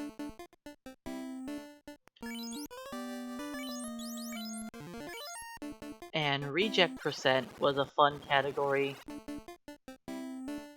that, as far as I know, to my knowledge, Sandbag is the one who thought of that category and was talking about turning it into an official category, but there wasn't enough people behind that idea to make it into an official run. But the reject percent was a run where you don't use the characters that are in a normal speedrun.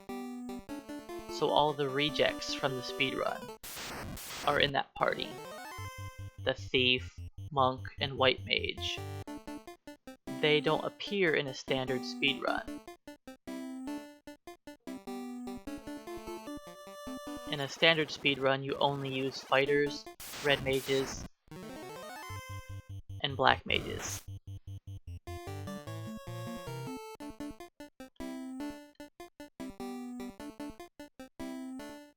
So yeah, we got lucky there against the 2 Cockatrice battles that we didn't get petrified.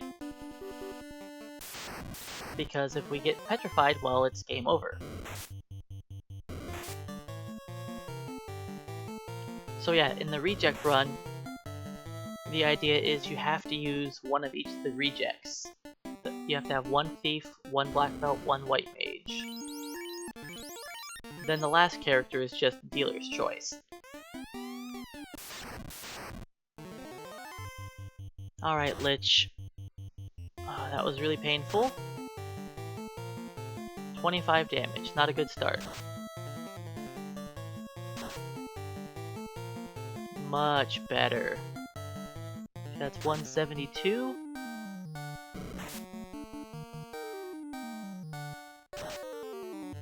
That's 230. There we go. 357, I think? So hitting for 43? Why couldn't we do that kind of damage the first time?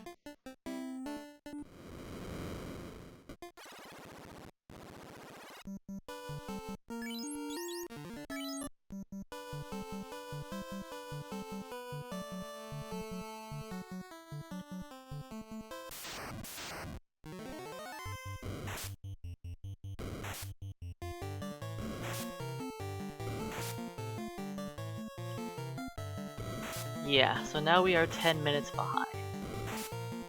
Which is okay technically. If I can get through Ice Cave quickly, I can still get a sub 4-hour run.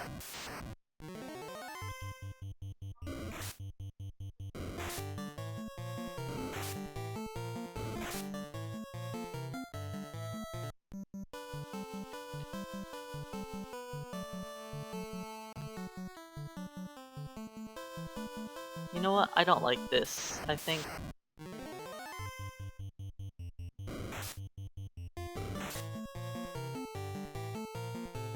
I don't need to reset. But I'm gonna save here at least. Once I get sub 4, I'm going to be working on making my 4 Knight run better. The 4 Knight challenge was the very first challenge run I did. So, my timing on it is not amazing. So I know I could beat it with a faster time. Then once I finish that, I'll probably take a break from challenge runs for a bit.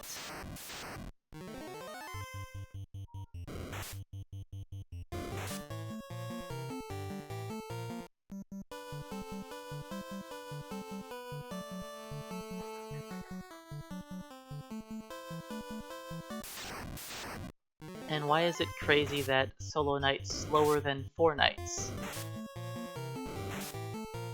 4 characters, it makes the game easier, because you don't have to worry about things like being stun locked, and 1 character getting petrified and your run is over. Which makes a lot of fights much easier, you know? When you fight Astos and he uses Rub, 1 character dies. Who cares? We still have 3 more to beat him down. And his slow 2? Yeah, it's single target.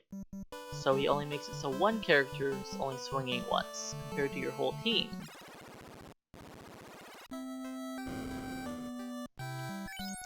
Oh yeah, 4 fighters. My 4 fighters was just a, that was a one-off. I plan on doing that again at some point. I haven't posted my 4 fighters run anywhere. I just did 1 run of it, and was like, I'm going to wait to do the non-class changed characters until later.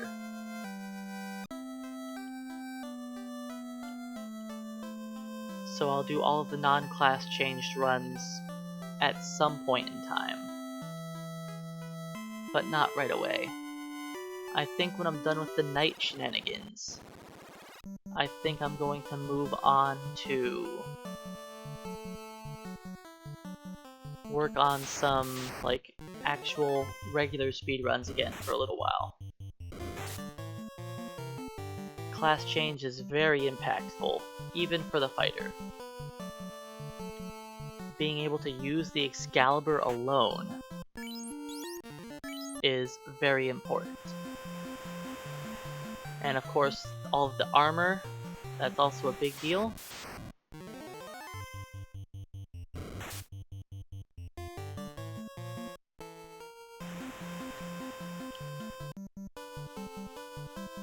Alright, so I'm going to be fighting different encounters here than I normally am.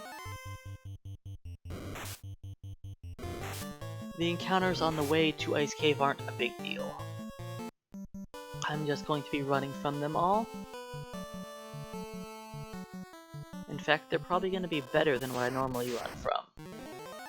And so far they have been.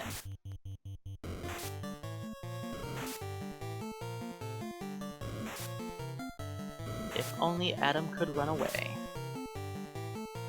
He only has 14 luck. Which means I'm going to fail to flee from some of these encounters and get stun-locked and die.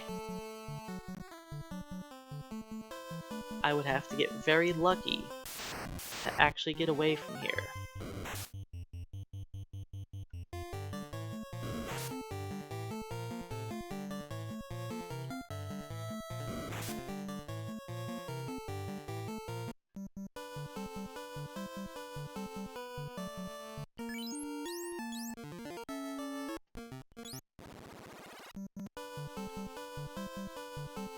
Red Mage to Wizard doesn't change a whole lot.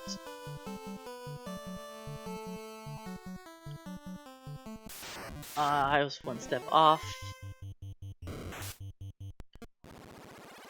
That's my fault. Well, I have to redo this whole setup again.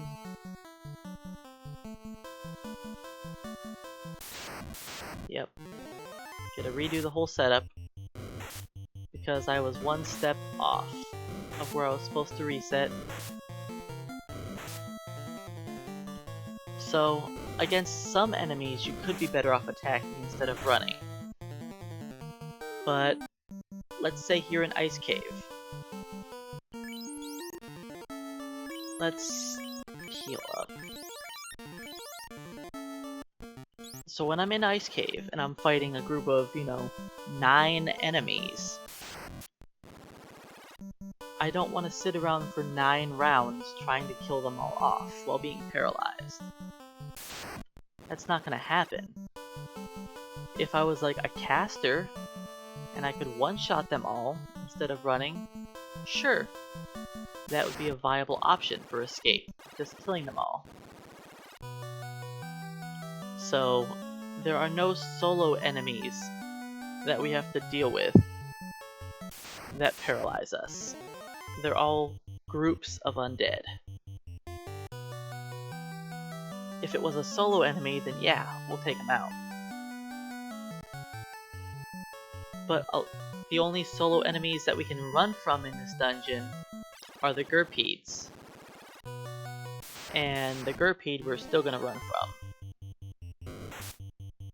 So, White Mage does not get exit, but White Wizard does.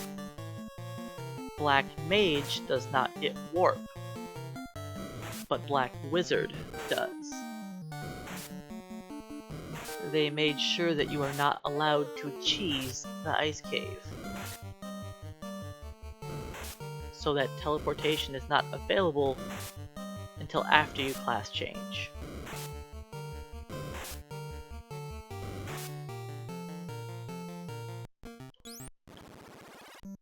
And this is what's going to happen in Ice Cave. We are going to die. And the Red Wizard also gets warp and exit. But again, that's the wizard, not the mage.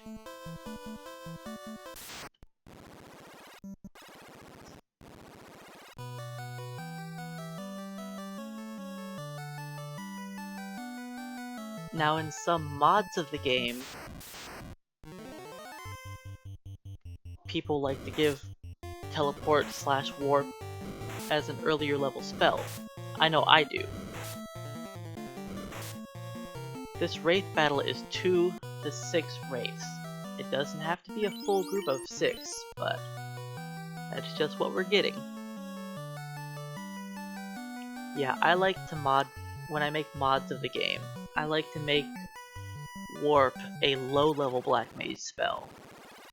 Then just make my dungeons so that you don't need to cheese them. So that Warp is just like a helpful spell to have. Alright, this is the 3rd Stunlock battle in a row. If we get by this one, there's still more to go. But we'll have a break from the Stunlock for a second if we survive. Okay.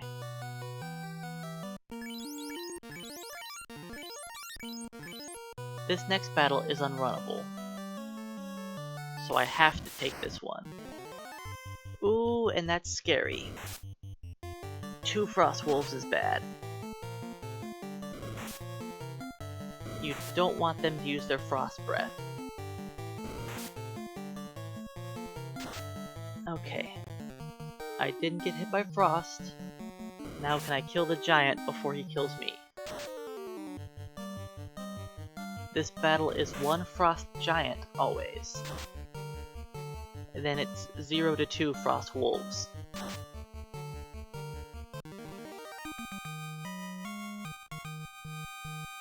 Now that the easy fight is over, the next battle is the most difficult one in the whole dungeon.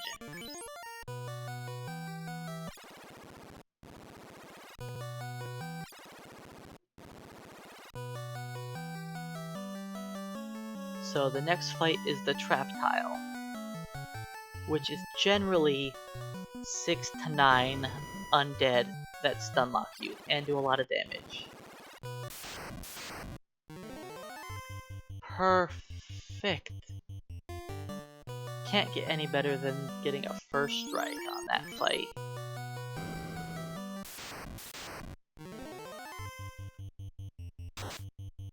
There's a frost, but it was minimum damage.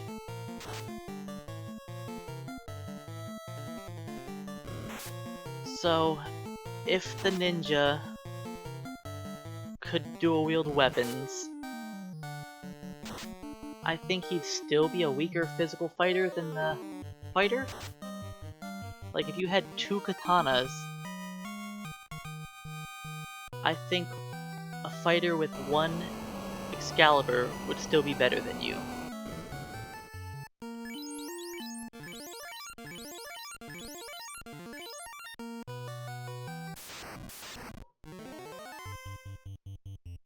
The ninja has so many flaws that it takes a lot for him to be worthwhile.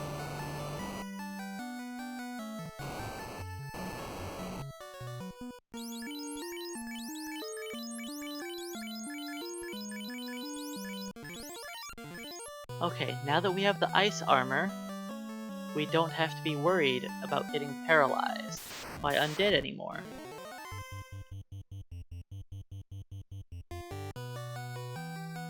So the next fight that is scary is going to be the eye.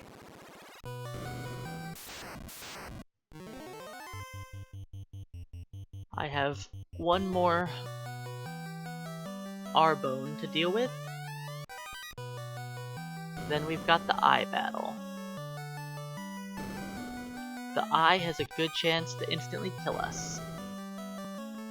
Now we are immune to his instant death by the XXXX spell, as long as we have over 300 HP. In fact, I'm going to just heal. to make sure that our hit points are perfectly fine even if he melee crits me.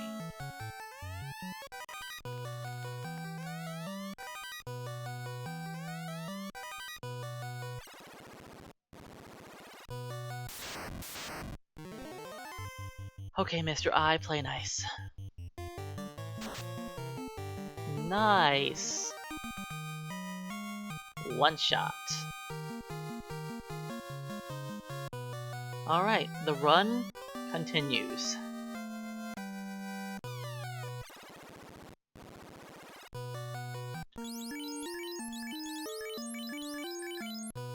So the ice armor makes you resist fire.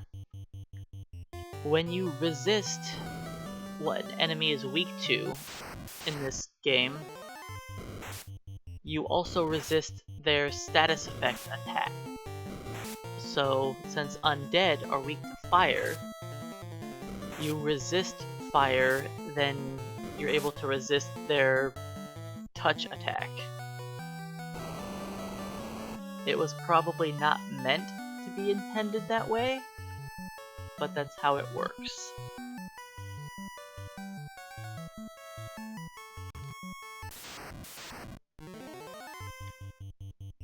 Oh yes, walking over the ice and lava, it is blinding.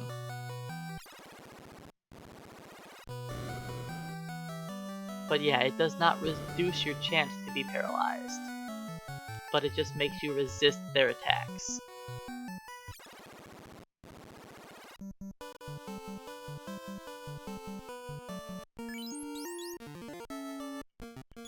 Okay, I'm gonna do the proper the proper setup for Ordeals this time.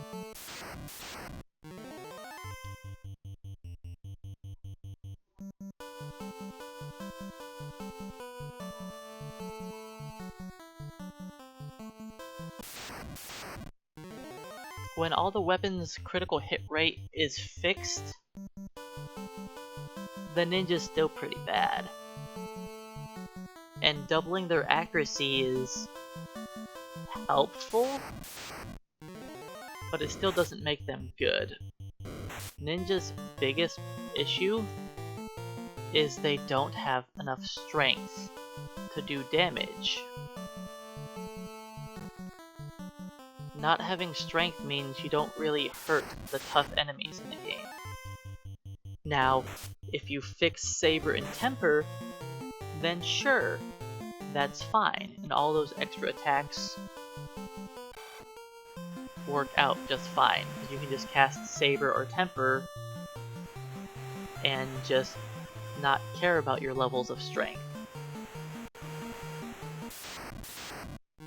But if the Saber and Temper spell worked on the NES, the game would be much easier. Wait, what am I doing? Did I even recover the poison? I did. I'm not paying attention. I went the wrong way. So, looks like my setup for Ordeals is probably going to be off now.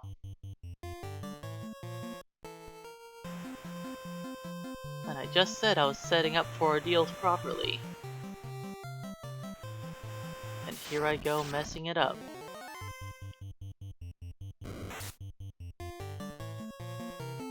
I do have the floater, but where am I now? Okay, that's where I thought.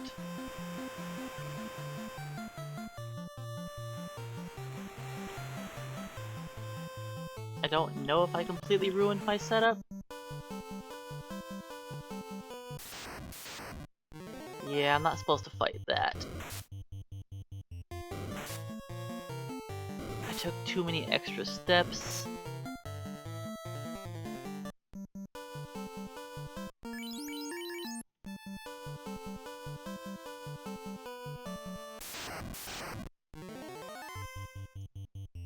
Well, I guess we'll see what we find in Ordeals now. 'Cause I just keep messing up Ordeals.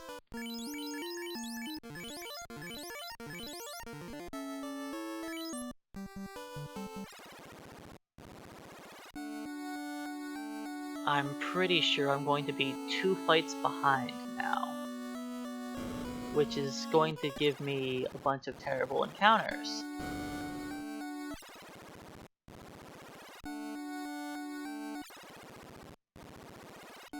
Yes, Thief is very playable with Saber and Temper. Without Saber and Temper, a Thief is very weak. But if you think about it, the Saber spell gives you an extra 16 attack damage. That is the equivalent of 32 levels of strength gained from, like, a fighter. That spell is OP.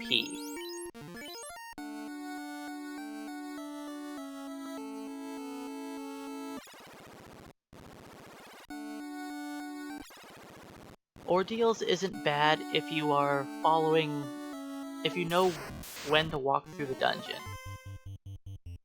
If you walk through at a bad time, then it can be scary. You know, or if you're dumb like me and get off of your route because you're just running on autopilot,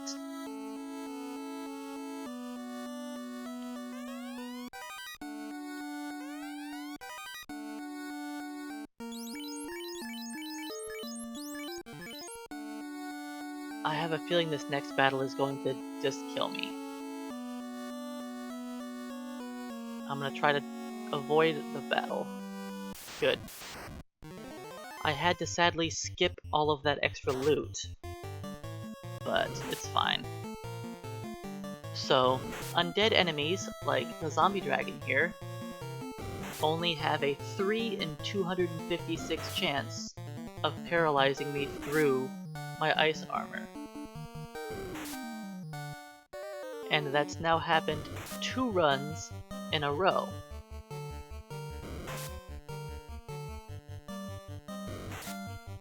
The whole reason I go to Ice Cave first is to not have to deal with that.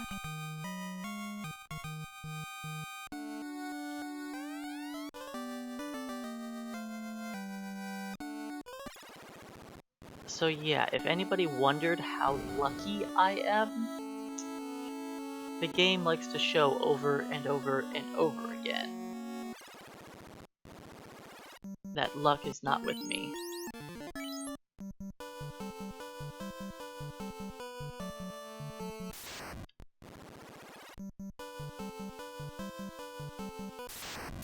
Let's just skip that too. I don't have hit points to survive.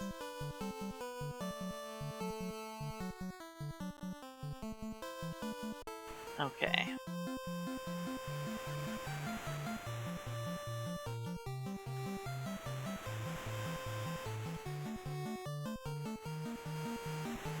Let's go back to our boat and actually grab the airship now.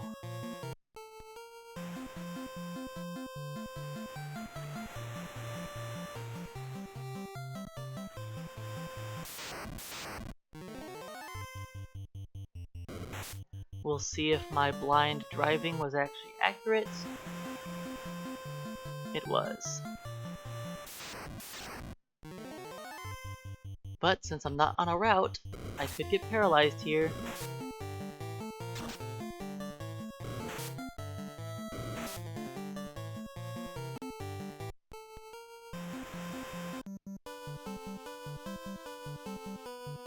If the ninja started the game as a ninja,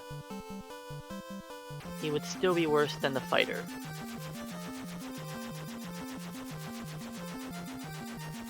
And I easily proved that when I made a modded version of the game, where I was able to class change instantly. I still had to grind up to level, like, 15. Where am I going? I am just all over the place.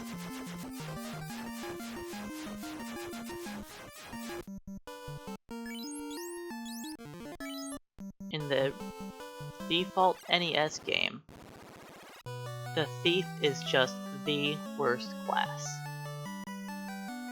Period. Now when he becomes a ninja, he's arguably better than some of the other classes. You know, like a ninja's probably better than a black wizard or black mage. You could argue for black wizard also.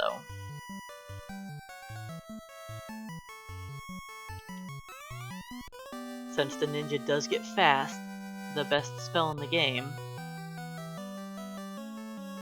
and he can wear some armor and do some melee damage, you could say that a ninja is better than the black wizard.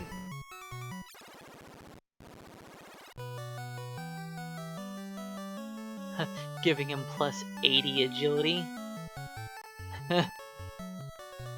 That's only, what, like quadrupling his base stats?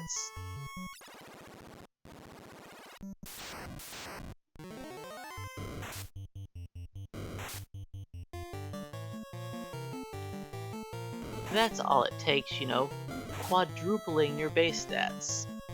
Alright, Adam, you're gonna die here and make him take the walk twice?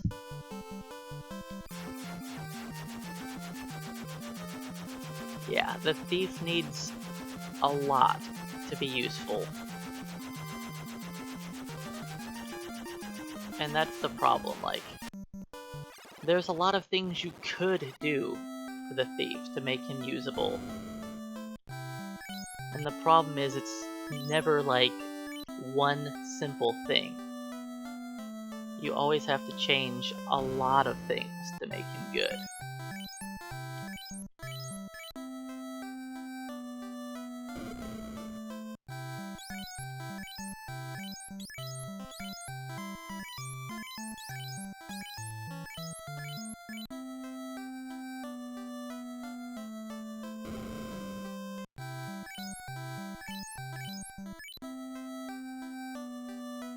Alright, buy cure. You know what? I'm gonna buy heal potions later.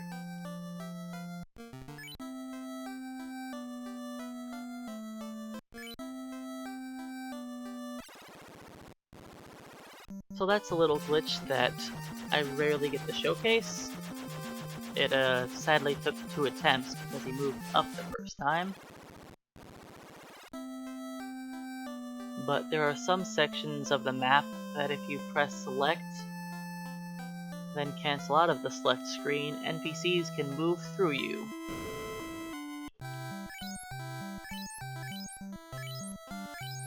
I think I bought the cure too. Yeah.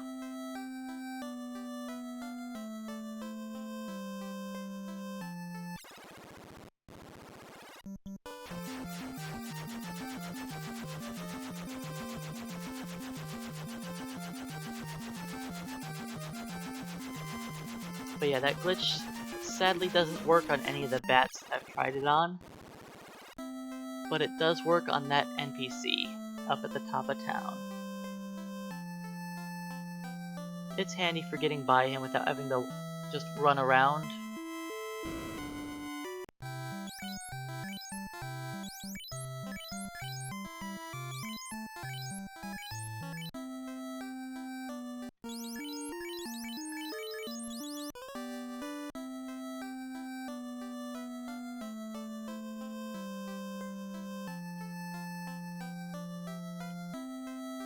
Alright.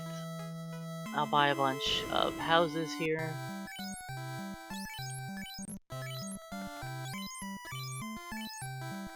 The houses are mostly going to just be for healing. I don't like where you are, Mr. Dude.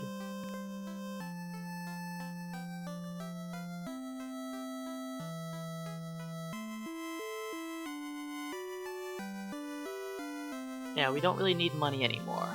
I still need to buy some healing potions, sure. But I can buy them later.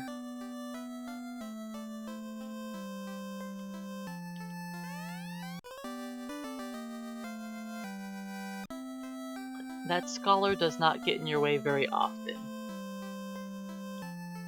But he does occasionally.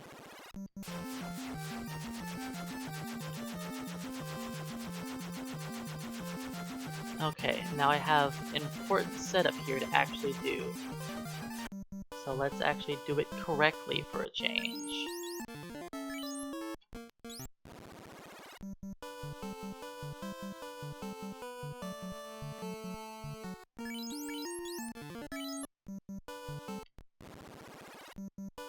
So my setup now is for Ice Cave, honestly.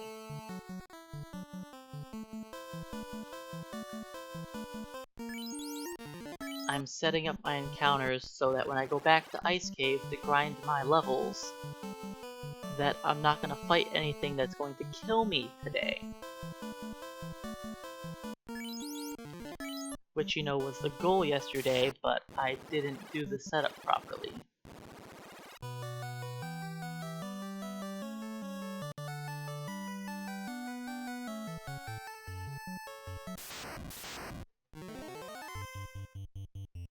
So, with the ice armor and ice shield, I am mostly immune to mummies putting me to sleep, because their status effect is fire elemental, because they're weak against fire.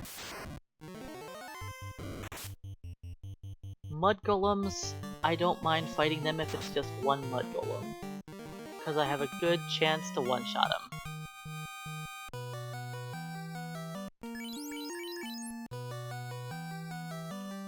Yeah, I'm going to try and bring back as much of the time as I can.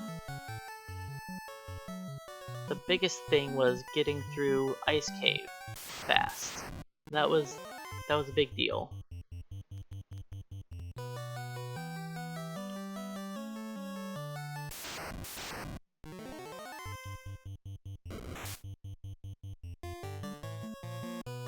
Like, I know I can PB.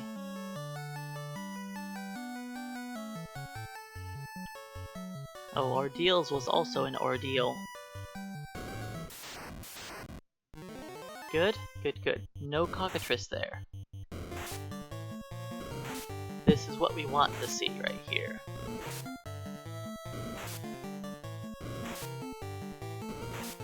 Of course, every single enemy gets to go before me.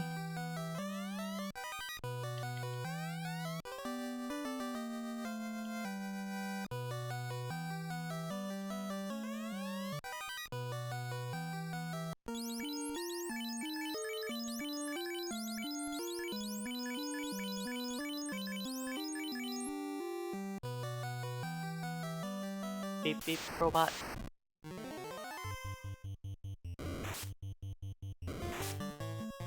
Yes, mummies are also weak to fire, which means I get to resist their sleep touch.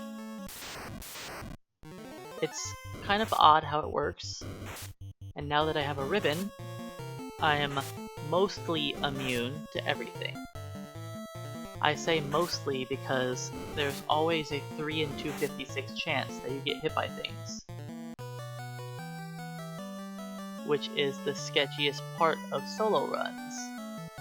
Is even though you're immune to everything, you can still be instantly killed, you can be hit with a squint through your ribbon, you can be petrified through your ribbon. It happens all the time. Because 3 in 256 chance isn't actually that rare. When you're getting attacked, you know, thousands of times.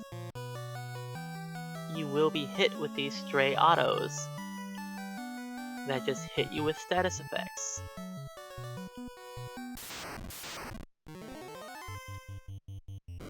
Those odds do work for me also, yes. I could kill Chaos by casting the Rub spell, or Break, or Bane, or Zap, whatever instant death spell you wanted to use. Yes, you could technically still kill any enemy with it. In fact, I have done that before. I've killed Chaos with the Bane sword. Okay, let's do this setup properly this time.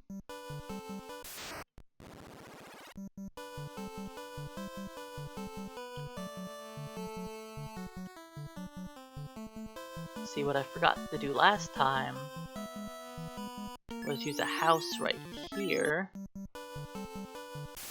I mentioned it in my run yesterday. I was like, I think I was supposed to skip 2 encounters right there. And I was.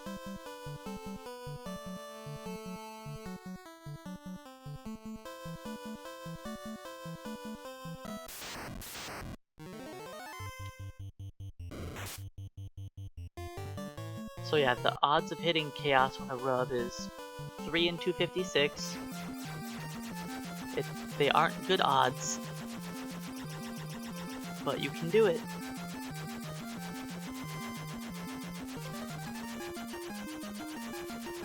Oops, that's too far out. No, it's not too far. Perfect.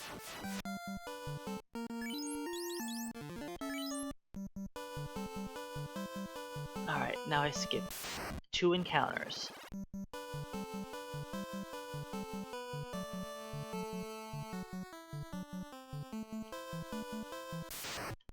Then I walk in, and I believe the first battle should be an R-Bone.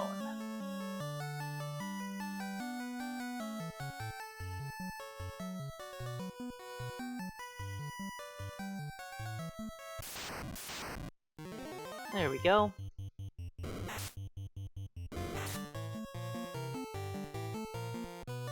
Then I think it's a pack of undead.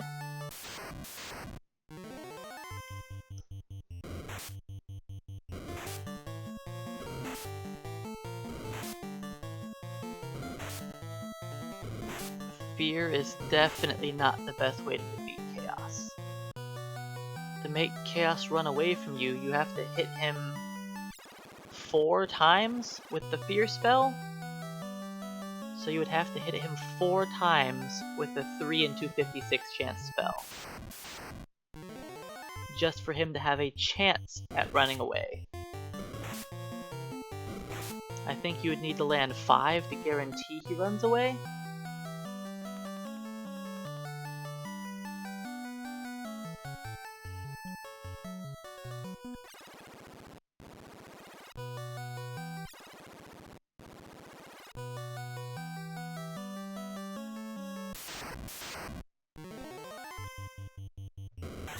These encounters are so much better than the ones I had yesterday.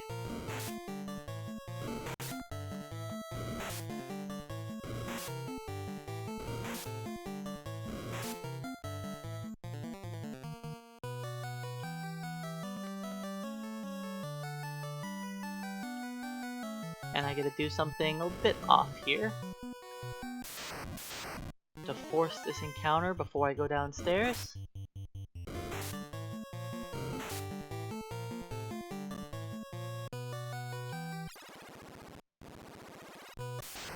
Now it's a little annoying that you have to walk all the way through this dungeon twice, but it still is the fastest way to XP if you're going to be gaining a lot of levels. Now if you're only going to gain a couple quick levels and leave, then Volcano is probably faster. This should be an Ice Dragon. Yep. Good old Frost Dragons.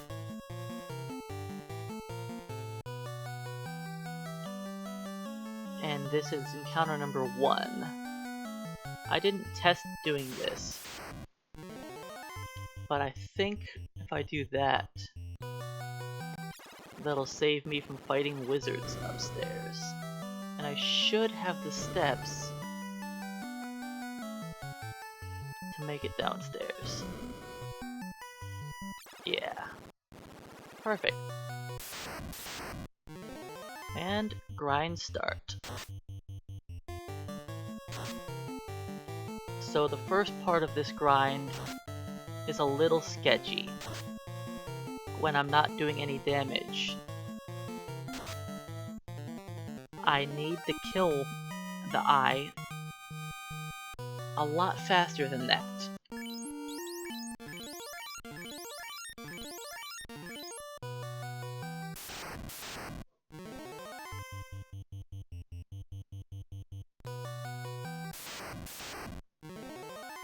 once I hit 18, it'll be much easier for me to kill the eye.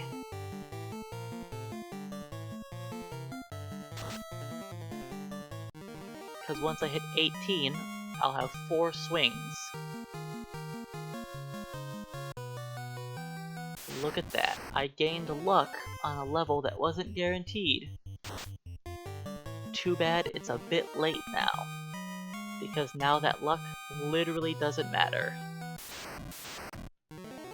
I mean, technically, having more luck does increase my chances of getting a first strike.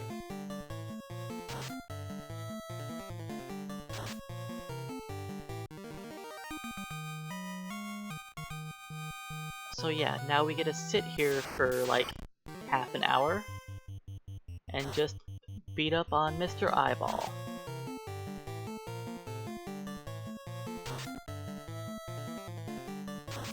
The eye is not that difficult to beat up.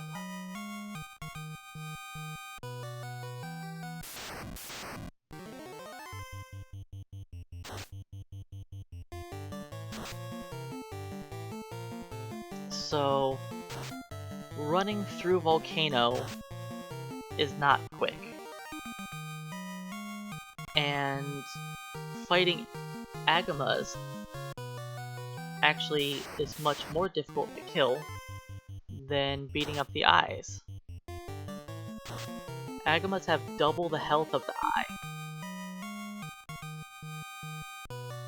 and give less experience.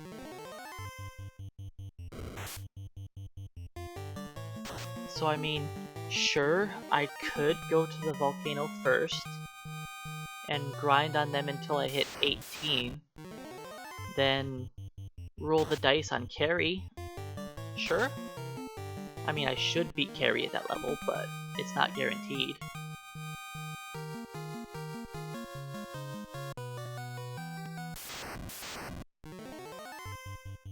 Sure, the Agmas have no instant kill. Sure, yeah, that's true. But if I die, I'm just resetting anyways. So if I don't die, this is just faster, period. And the eye himself is actually not going to kill me.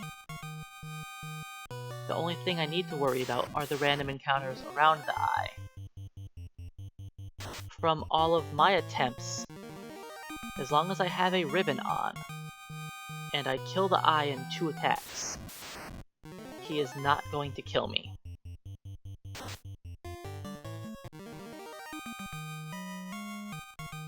He just doesn't have the rolls to kill me like that. Now if I'm using a weaker character class, like the Thief at a low level, then you could definitely die to him.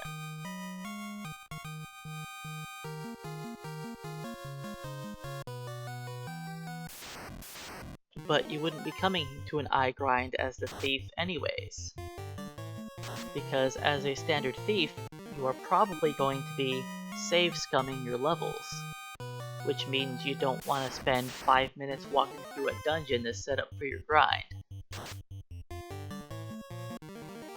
So that you could leave, you know, a minute later.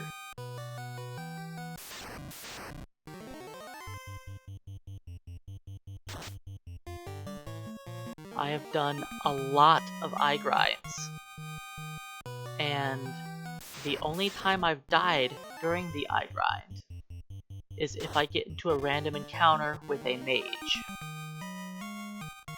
And the mage uses rub and kills me through my ribbon. Or, if I'm really dumb and I fight a sorcerer downstairs on my escape. Like I did yesterday. But today, I know where I am in the encounter table, so I can be safe.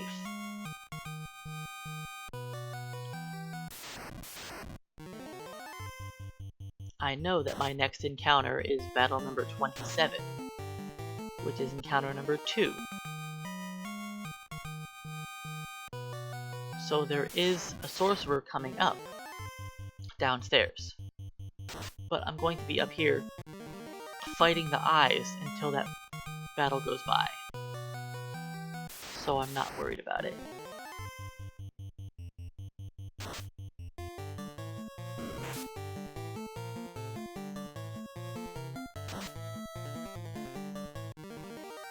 But yeah, the main thing that the eye can do is cast the XXXX spell. That's the main thing he does. And it has a 0% chance to hit me. And I'm not going to be stun-locked by the eye, because he can't do that. And Glance and Brack will not hit me, as long as I'm killing him in 2 swings.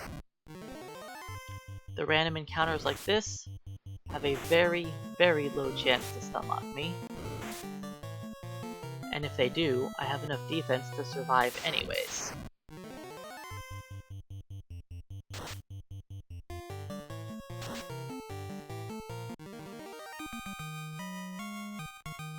But yeah, I've done eye grinds for... I've probably done an eye grind for, I don't know, 100+ hours now? And the only thing I've died to in like 100 hours of eye grinding is mages.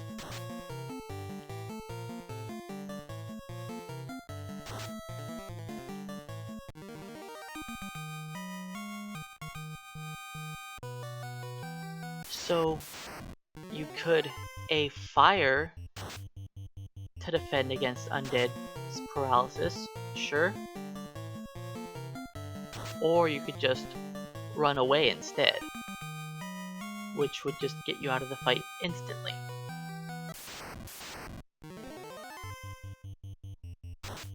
The whole thing is, you just want to take a turn, and you run away.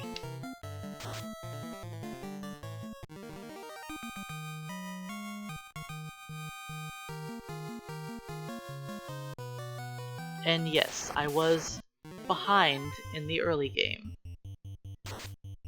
My Astos fight went pretty poorly. My level 14 grind was bad because I didn't use the silver axe. And the peds were not nice. I saved a tiny bit of time on Vampire because I didn't die. And I died to Lich, which really set me back. Ice Cave, I went through with only 1 relatively quick death. Ordeals could have cost me some time, but I managed to barely get through it. Waterfall, I only saved time because I didn't buy healing potions. So that's fake time save. I actually need to spend another 2 minutes buying potions in a later split.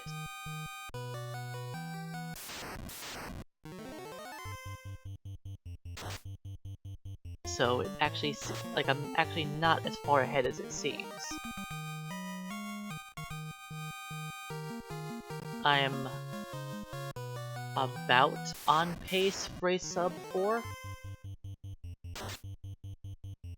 but I can't have any other deaths. I can't die again for the rest of the whole run, or else sub 4 is gone.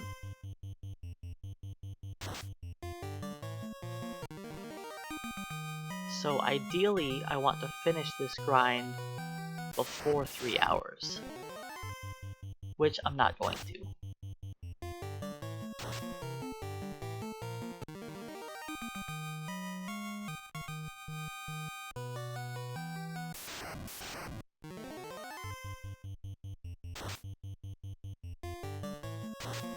But yeah, we'll see how far ahead I am by the Phantom Split.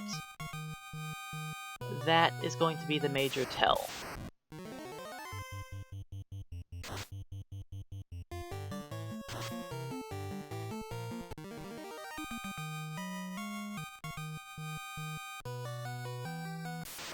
And it's going to be a boss rush once I'm done with this eye grind.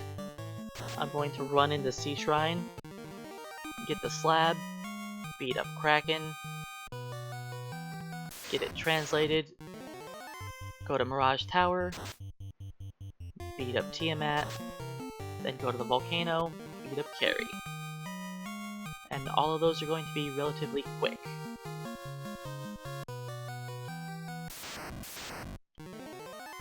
Because I'm not going to be fighting unrunnable battles. I have a setup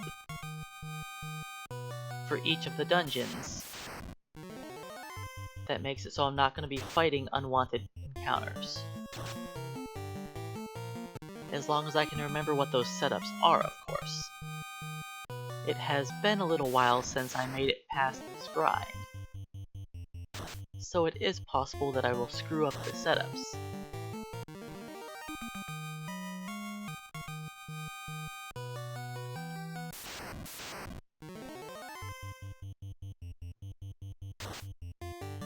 But it should be fine. I believe my setup for Sea Shrine is just skip 7 battles before I start the dungeon.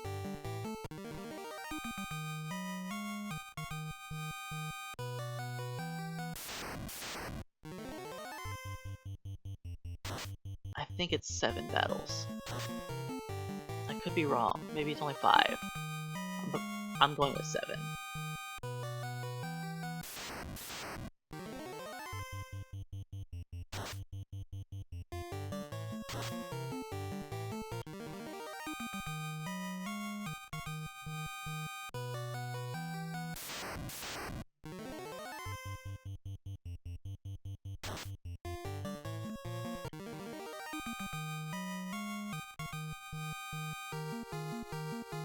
Alright, and once I hit level 29, I'll have 5 swings with the defense sword, which will mostly guarantee I one-shot the eye, which I'm already doing pretty consistently, but sometimes I can fail to one-shot it.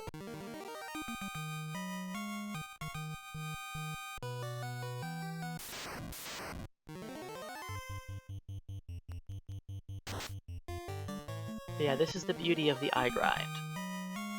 Once you get going, you're not taking any damage. So you're not wasting heal potions that you have to buy back up. It gives a lot more XP than the Agama grind. It just takes proper setup.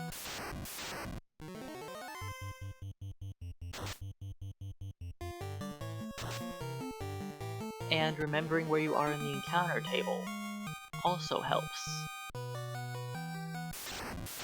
I believe... Where am I at? You'd think I would know.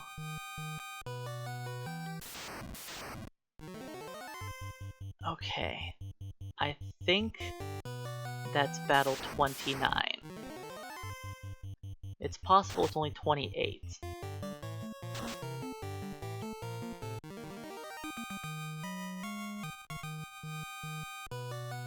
I will know by what the next random encounter is. If the next random encounter is the same garbage I just fought, then I'll know I need to skip an extra fight. But if the next random encounter is just race, then I'll be good to leave the dungeon.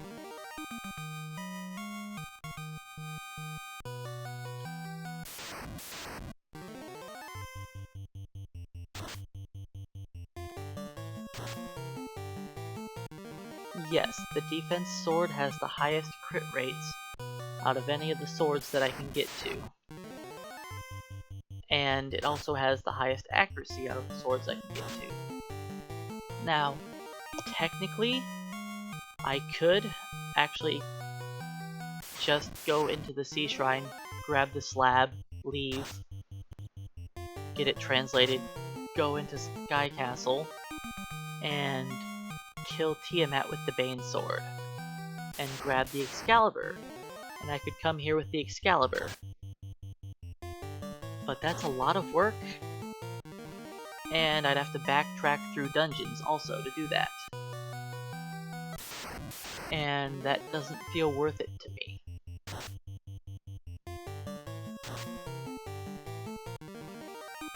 And yes, it is much more riskier.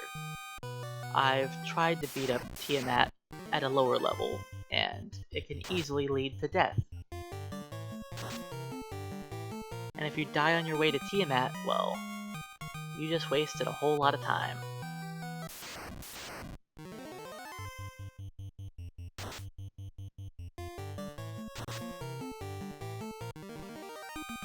With this grind out of the, I pretty much want to grab the ribbon as soon as possible. Then do this grind.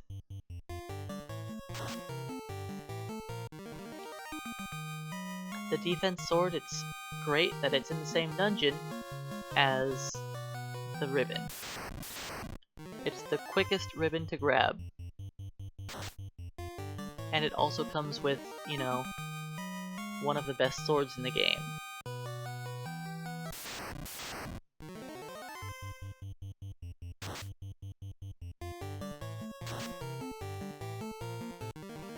But yeah, we need that ribbon. ASAP.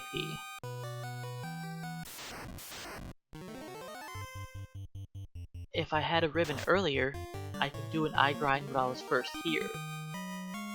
And that would save a lot of backtracking. But sadly, can't do that. In remakes of the game, where you can save anywhere, eye grind is always the place to go. Because you can just save right next to the eye fight. And not worry about dying. They also changed what the eye can do. He starts off with Lit 2, or Thundara, instead of XXXX. And his skill starts off with Stare instead of Glance. So instead of instantly killing you on round 1, he just does pathetic damage to you. So in remakes, they made the eye way easier to deal with without having a ribbon on.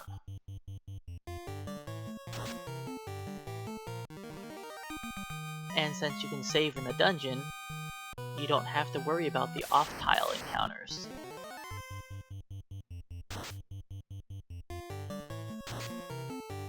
So the eye grind is definitely the way to go in remakes.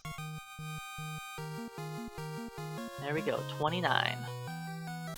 So now we'll have 5 swings, and the eye will easily be taken out.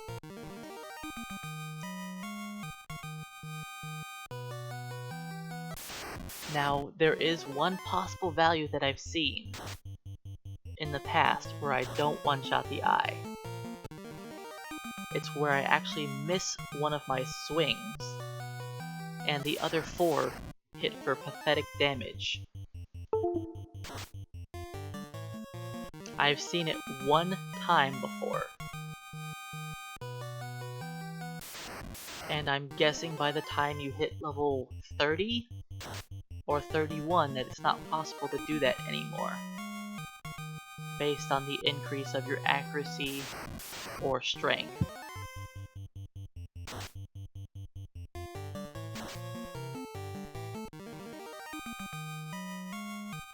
So yeah, we're just gonna be here until 33, so we're getting close. Once I hit 33, it'll be boss rush time.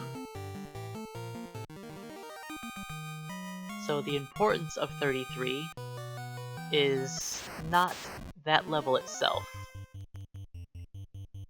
We want to be 29, so that we have 5 swings with the defense sword and the Excalibur.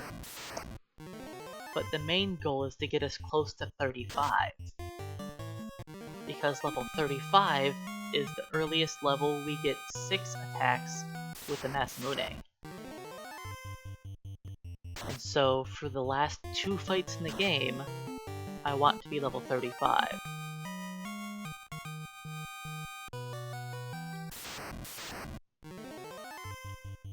Okay, I still need to force one more random encounter. Because I think that was battle number 29. Not number 30.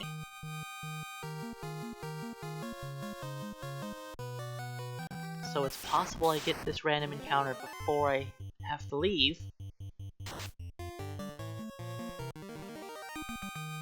But if not, we'll see.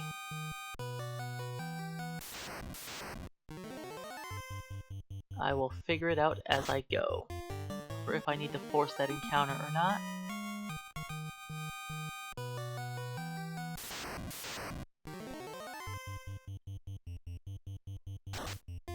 I believe encounter number 6 downstairs is Wraiths, I think. And Wraiths are good to see downstairs.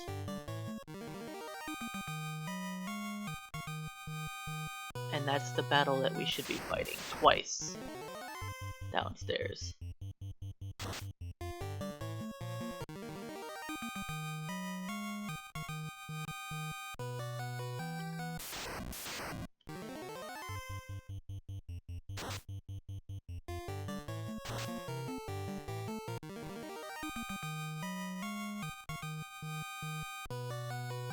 Alright, we should be, what, 30 now after this battle? I think we'll be 30.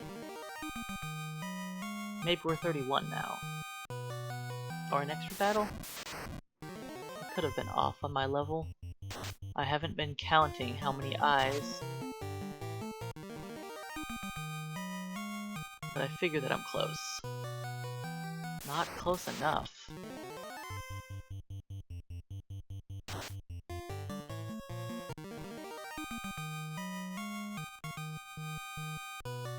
Not even close, wow. Am I already 30 and I didn't notice the level up?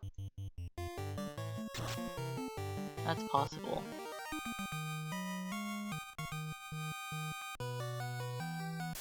Okay, I guess it's safe to assume I am 30 already. Because that's way more fights than I thought it was. I was 30 already, okay. That's why it was so weird.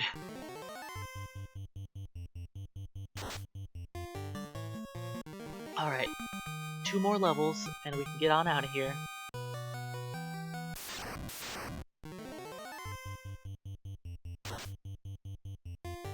Yeah, the eye grind is...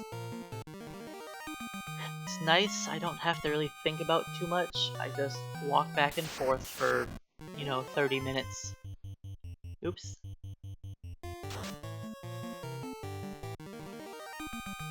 I didn't hold the A button down long enough.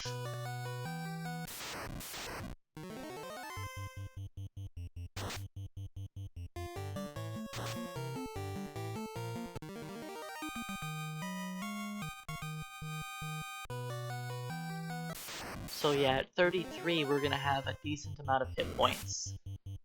And we should be able to survive these final dungeons pretty easily. And I'll also have 4 casts of Cure and Cure 2 that I will be using instead of healing potions, so that I don't have to buy as many. The goal is to only use Cure and Cure 2 in the dungeons. And if I run out of healing spells, then I'll move to potions.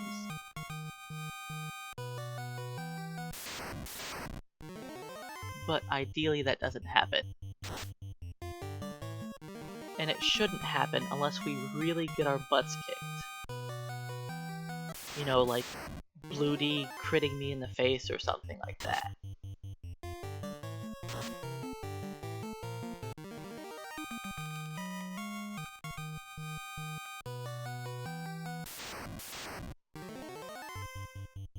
Alright, I think we'll be 32 in the next battle? Okay, it was this battle. Perfect, 1 more level. Well, we should still be ahead after this split. Technically.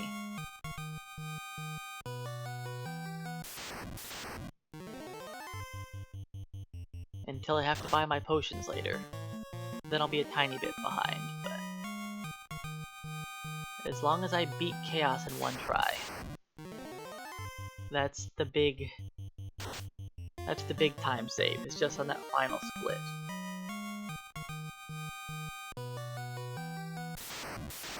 And I haven't taken my off-tile battle yet, so I need to force an extra random encounter on this floor before I leave.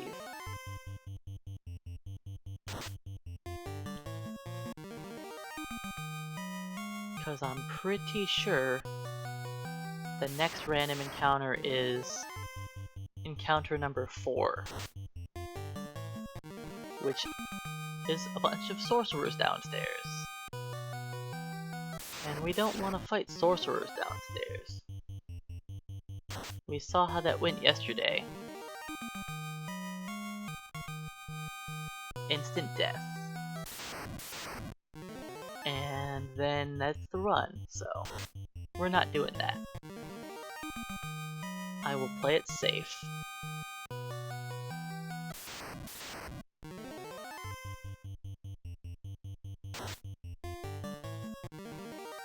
But we should be close to 33.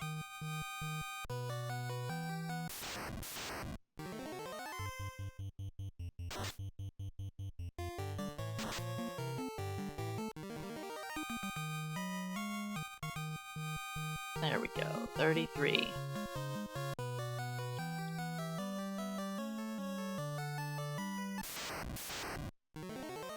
Okay, good. That Wraith battle is the one I was waiting for.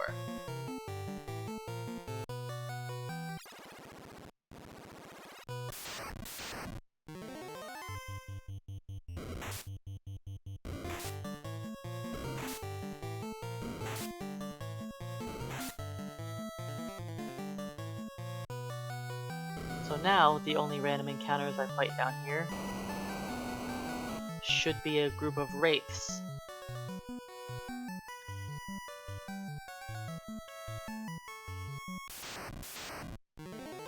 Gurpeed, okay, Gurpeed is number 6.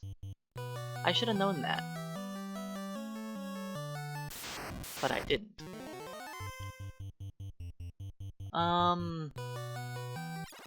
I could technically die here. Low odds, but if I get into a random encounter right now, it will be a cockatrice mummy battle, which has a very low chance of petrifying me through my ribbon.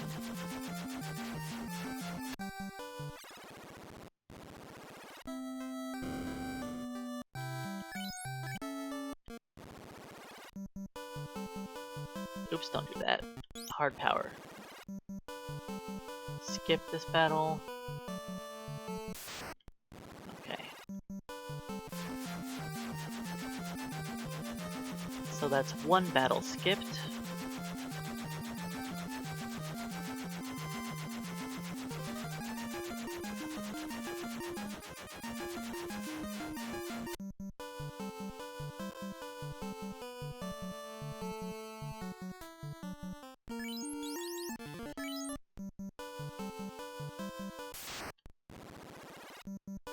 That's 2.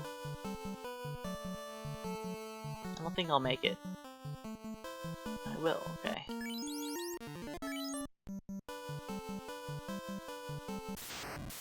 Three.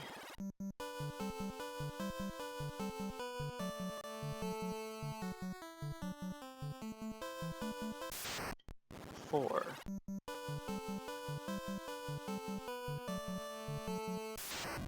5.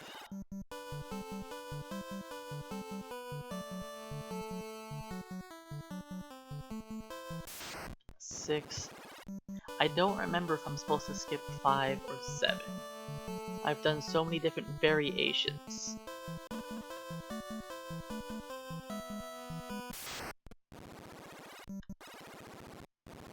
But I'm going with 7.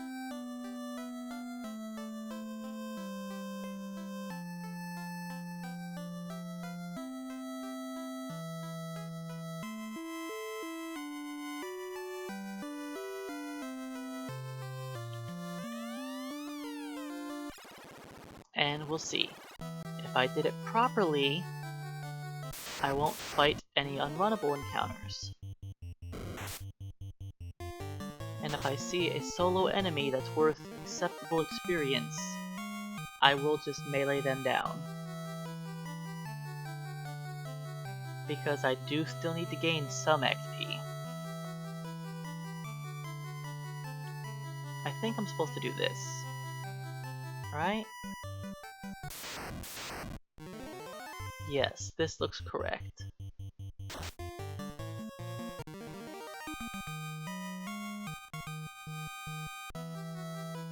Yeah, because that's battle number 9, which is number 3, okay. Then I skip all of the safe tiles.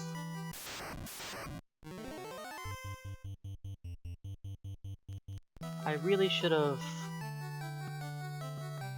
practiced this part of the run too, but I honestly didn't even think about it.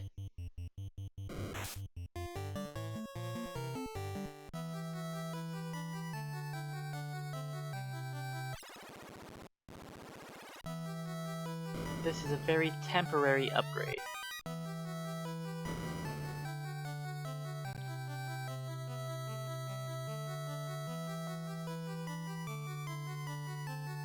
But I'll pick it up for a little while.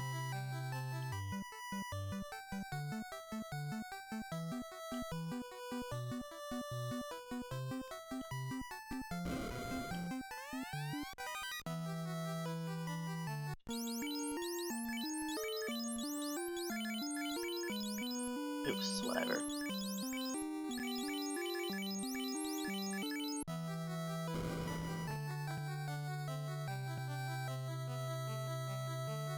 So the opal bracelet is better than the ice armor. It has a lower evasion penalty, but the same absorption rate. Now, if I was picking up the opal armor in this dungeon, that would be better. But with the route that I'm doing, I don't have the steps. I don't have steps to go grab the opal armor. Which is fine. I'll pick up the dragon armor in the very next dungeon.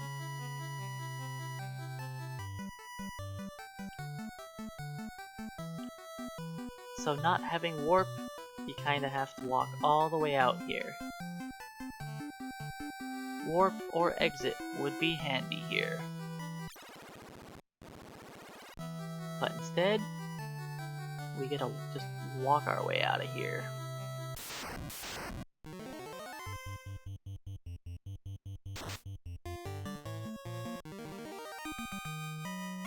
So Gersharks are not worth as much as an eye. Oops. That's fine. I have to waste steps anyways. That shouldn't be a problem. That fight is worth good experience. And honestly, I probably should have taken it. But it's fine. We'll hit 35, right?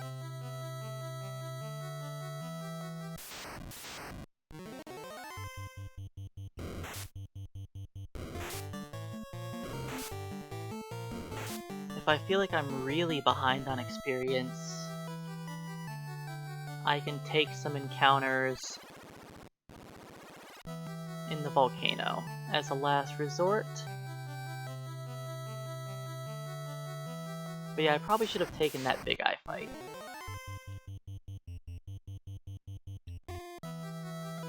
That was a 2-round battle.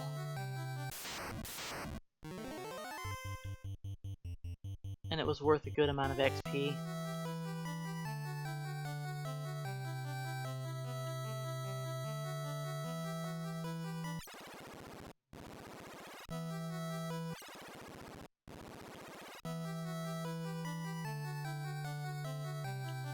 Okay, good. I was a little bit worried that my extra steps could cost me to get this battle upstairs and it would become unrunnable, but nope. Everything is fine. think I'm supposed to force a battle here.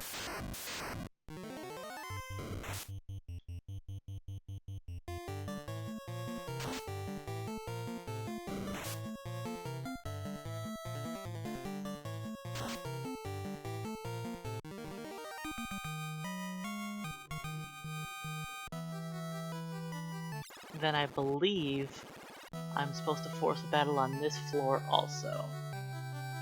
So I'm going to skip that save tile too.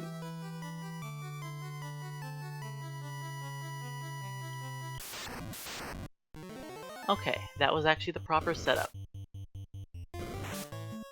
I'm surprised because I don't think I've done this part of the run in nearly a month. And I haven't even thought about it.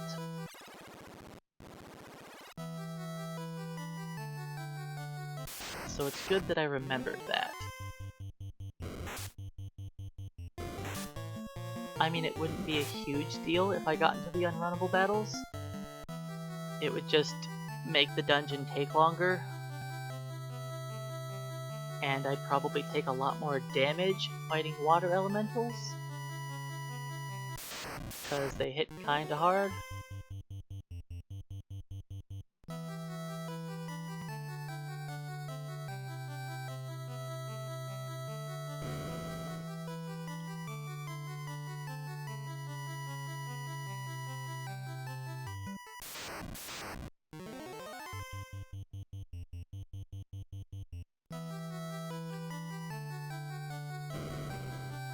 One more random encounter, then it's Kraken time.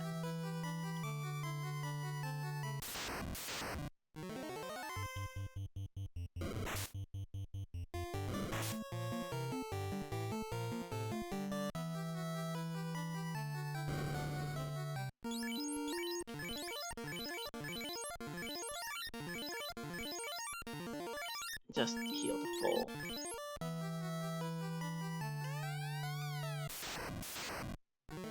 Hello, Kraken. Good turn one. He didn't attack me.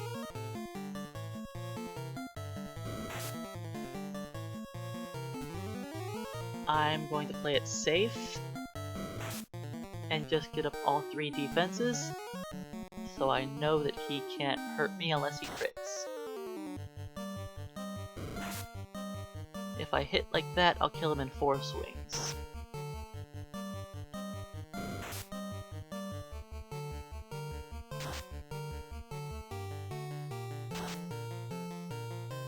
Ooh, that was a pretty bad one.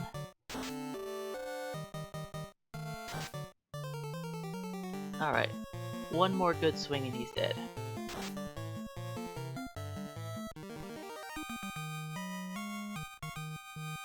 So yeah, it looks like I saved a decent amount of time by not fighting all of the unrunnables.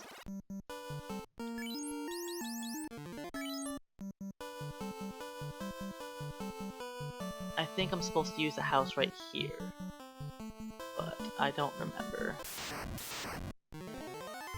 Looks like the answer was no, I wasn't supposed to use a house there. So yeah, I don't remember the setup after this. So I'm probably going to fight some unrunnable encounters. But we'll see. I don't have any tents anyways, so I can't really skip much.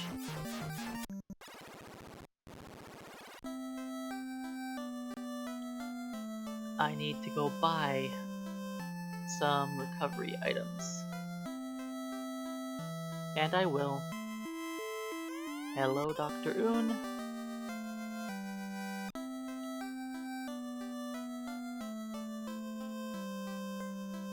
And we get to walk out of here, cause we don't have good magic for that.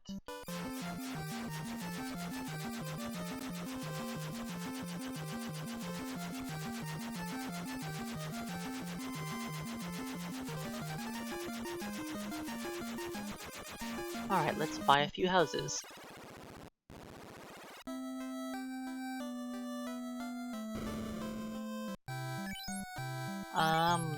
I think I could afford to buy a house.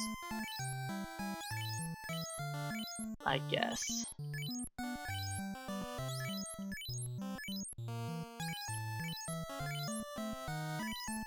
And I might as well buy my heal potions while I'm here.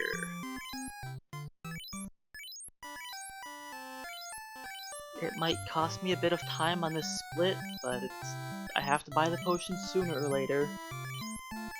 And if I'm already in the shop, I might as well just buy them. I'm not sure how many houses I bought. Let's say if I have 5. 6 should be good enough. I think 6 will be good enough. See, I need to use 2 there. Probably a 1 or 2 there, so 3. That'll be 4. 6 is probably good.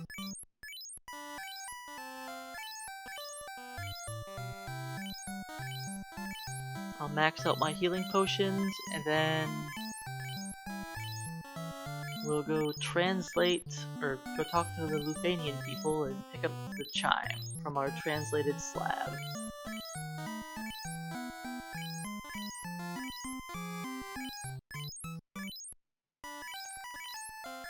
Yeah, having to buy potions is unfortunate, you know, 1 at a time, but it's what we gotta do.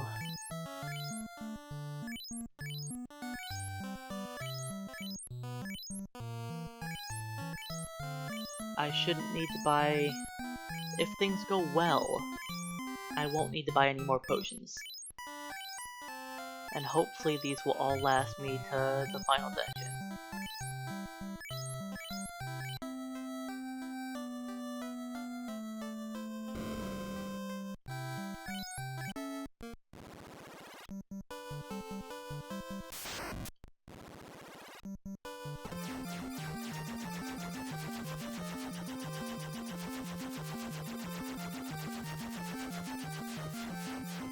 Okay, the goal here is to not fight zombies, but I'm probably going to end up fighting them since I'm not 100% sure where I am in my step route. Like, which encounter am I on right now? I don't know.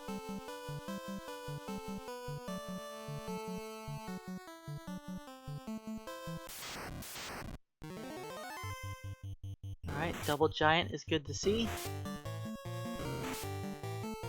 I think giant is the most common enemy in this area. Tied with Zomble. Maybe even more common than Zomble, actually. I think giant's like 50% of the encounters. It's pretty common. Hey, get out of here. No toga parties.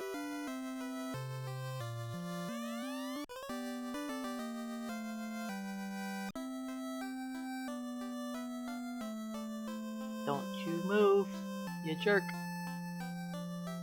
Beep, beep. Please move.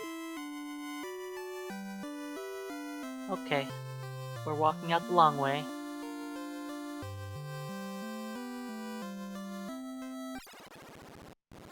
Because those guys did not play nice.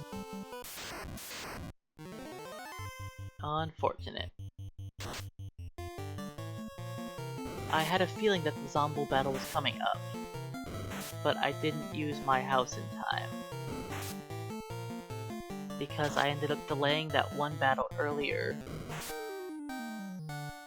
so I didn't have as many steps as where I normally use my house to avoid it. And I believe there's another one coming up here also. Yep.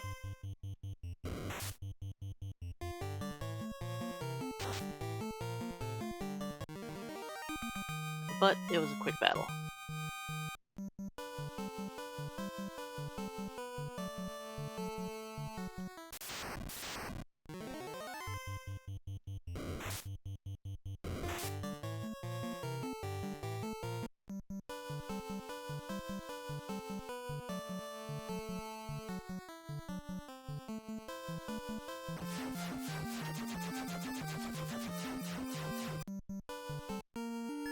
Alright, let's use a house to be safe.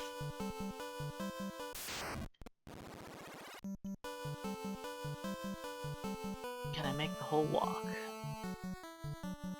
Yes, I can.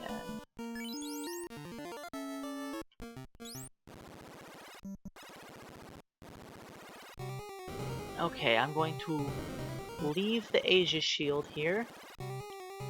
It is the best shield in the game, but the Opal shield is fine.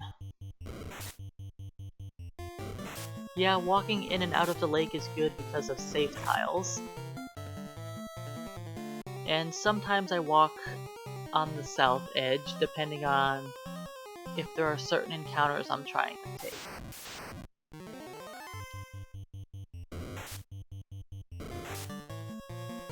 So, we are not level 34 yet. Kind of worries me a bit.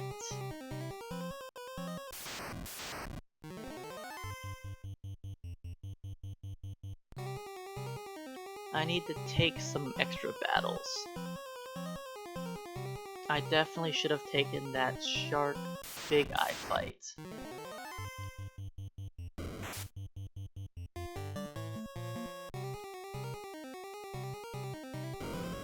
I mean, I think I'll still end up being fine.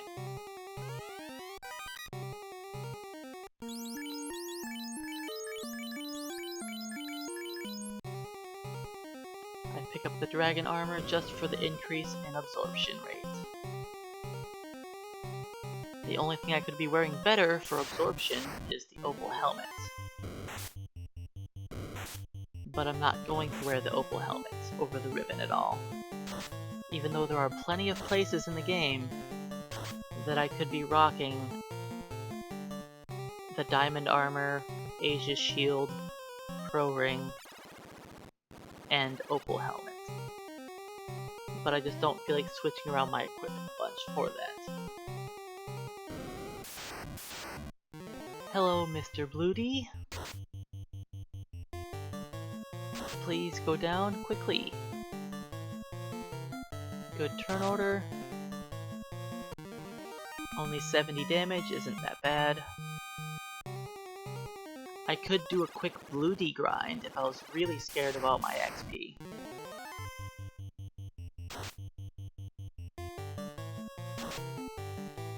Hey, I didn't kill her.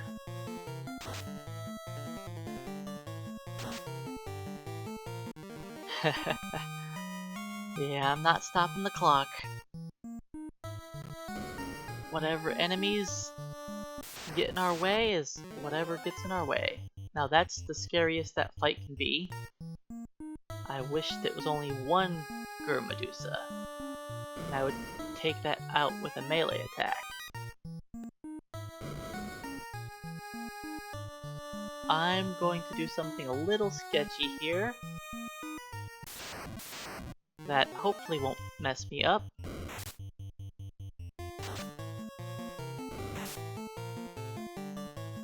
I'm skipping that safe tile. Then I'm going to skip the safe tile when I pick up the adamant. So I only have to delay 6 encounters, or 6 steps, instead of 8.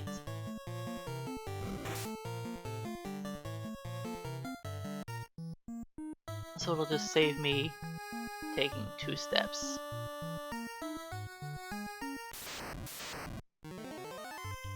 So there are tiles that are safe, which means you can walk back and forth on them forever and not get into an encounter.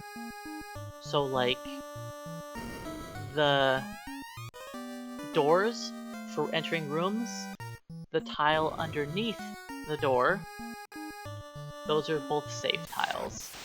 And the south side of every room on the inside of a little like treasure room area. It doesn't increase the counter for getting into a random fight. You know, quote unquote random. So a lot of times I'll take steps in a specific way to either avoid or take those tiles. Generally, you want to step on every safe tile you can, but sometimes when I'm trying to force an encounter, I will skip one or two. And looks like I'm going to have to use some healing potions, probably.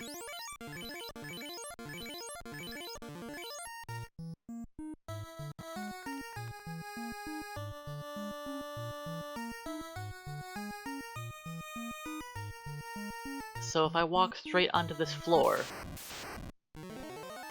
I will end up fighting too many encounters. And then fight Warmech. So we're gonna take a little bit of a wiggle trip.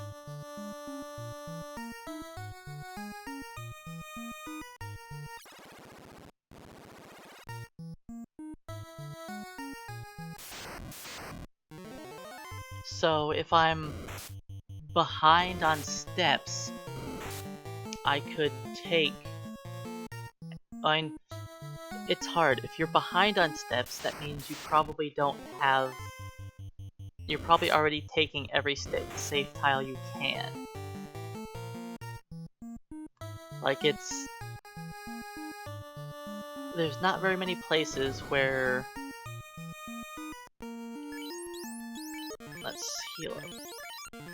There's not very many places where you could actually, like, be behind and have it be okay.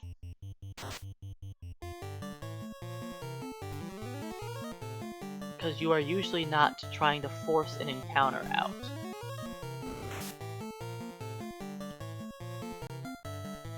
Alright, so we're going for the Bane Sword strategies. It depends how far behind you get on your steps. Because a lot of times being behind by just a step can really set you back, and you can take an extra battle. And once you take an extra fight on a floor you're not supposed to, you're kinda doomed.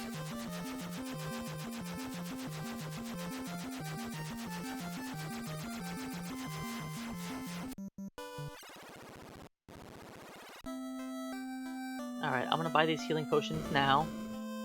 But yeah, we just got a first try Bane Sword on Tiamat. And that is very nice to see.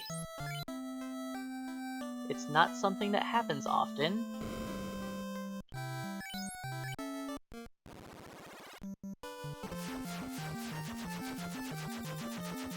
I was expecting to lose a lot more time on the Tiamat split,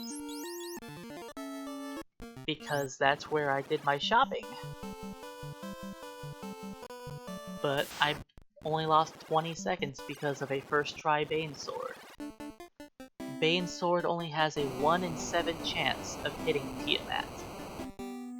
So a lot of times it'll take between 5 to 10 uses to take her out. Oh, and sorry for all the flashing here, but I'm going out of my way to walk on as much lava as I possibly can.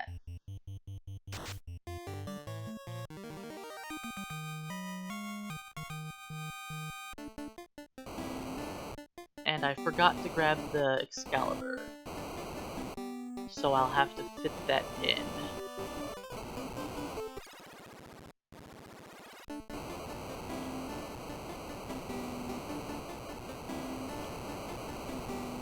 But yeah, when you're walking on lava tiles, they are safe squares. They don't increase your step count.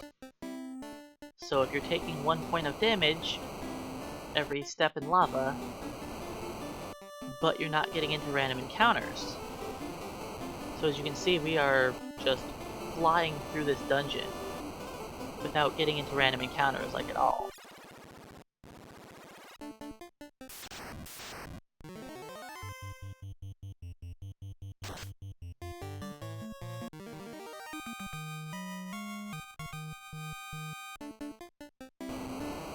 Now there's a few spots, like now, I'm actually going to take some extra tiles.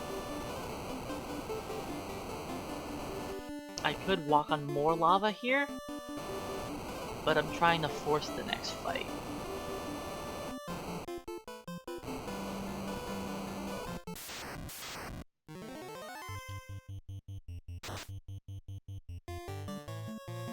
So on the Pixel Remaster, it's completely different.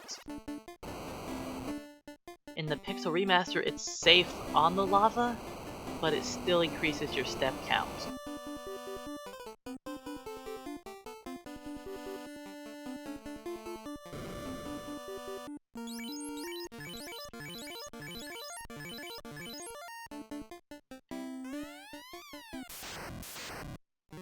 It's on the NES where it works differently. And so I don't have Excalibur, so sadly I'm not two-shotting Carrie. But we're not really scared of her physical attack at this point in the game.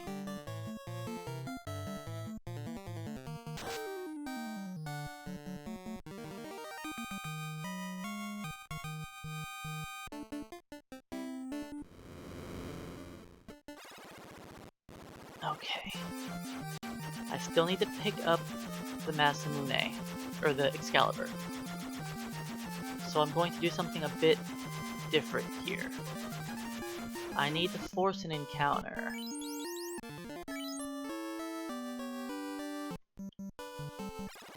But I need to force it inside.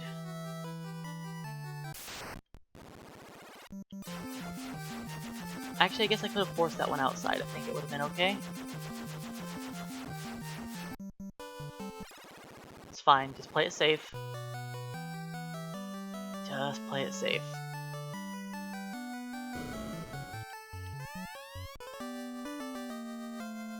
Turn in the adamant.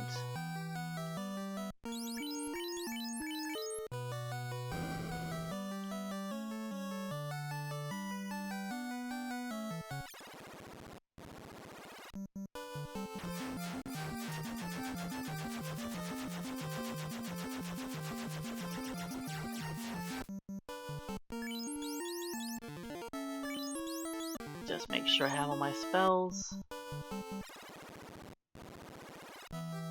Okay, now I skip 3 more battles inside, I believe.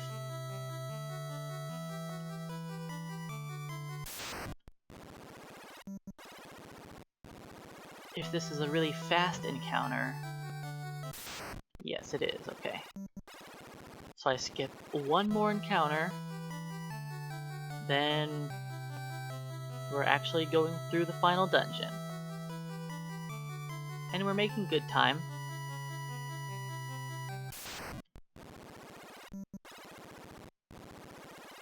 So I like to check my left, check my right, make sure I'm not being followed. Then on my way.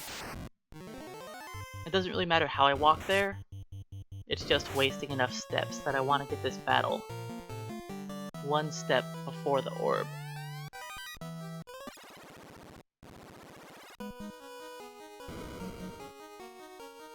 I don't want to get into the battle at the orb.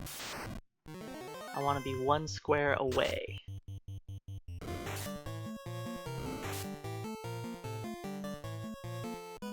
Because I have to delay 1 more time on this floor. And this is step perfect. I have to be in this tile, or I get an extra encounter on the next floor.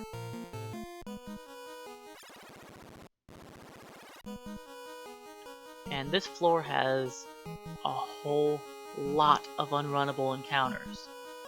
In fact, this whole dungeon has a lot of unrunnable encounters.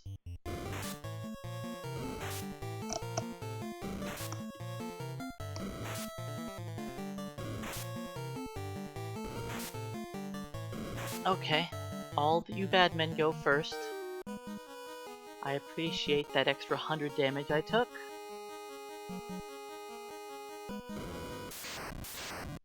Now, Phantom I can one-shot.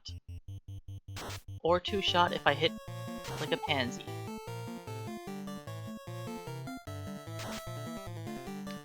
Three-shot Adam. You better get all those weak swings out of your system now.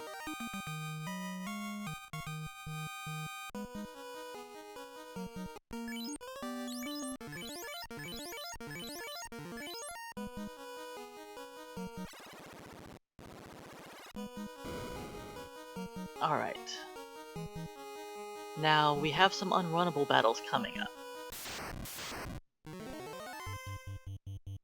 On the next floor, I will be fighting 1 to 2 purple worms. Purple worms are pretty weak to melee attacks. They hit you hard and they have a high crit rate. They've got good HP and good magic defense. But one good hit from Excalibur can take them out.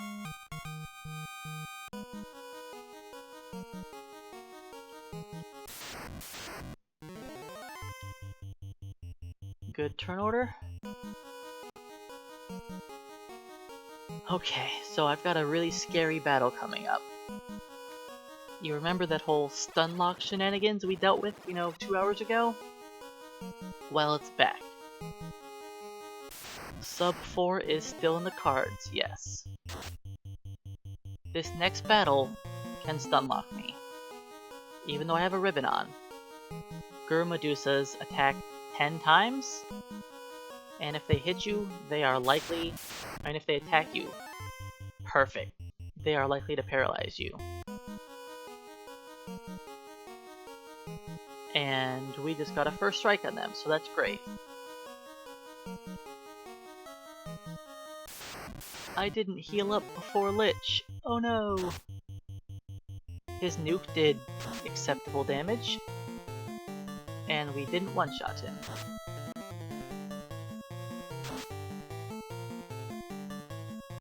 I don't expect to one-shot Lich, but it's possible. Hey Funk Nasty, welcome in and thanks for good luck. We're in the final stretch. Just a couple more bosses.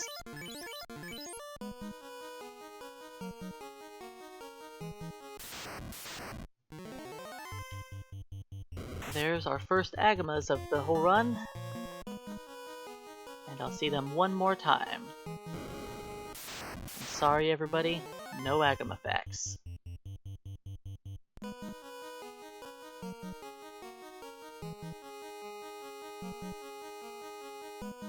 Alright, another unrunnable encounter.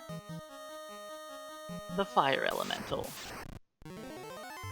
I'm getting minimum enemies, which I normally really like. We'll see, I should still hit 35 after the next Purple Worm encounter. I'm only a little worried about my experience. Ouch. That was an unnecessary critical hit.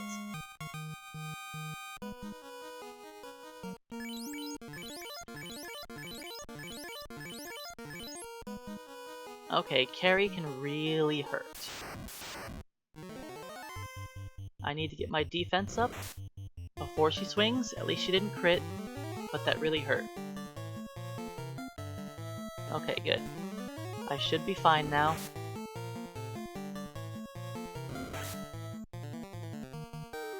So Carrie has a chance to one-shot me through my ribbon if she decides to cast Rub, which is her second spell, and I'm in an RNG loop.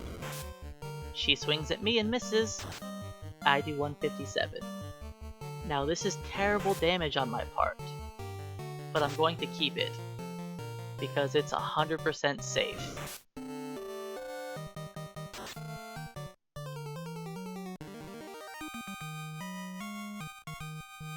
You do get into RNG loops sometimes on some of these bosses, and that's a loop that I don't mind. Nice and safe.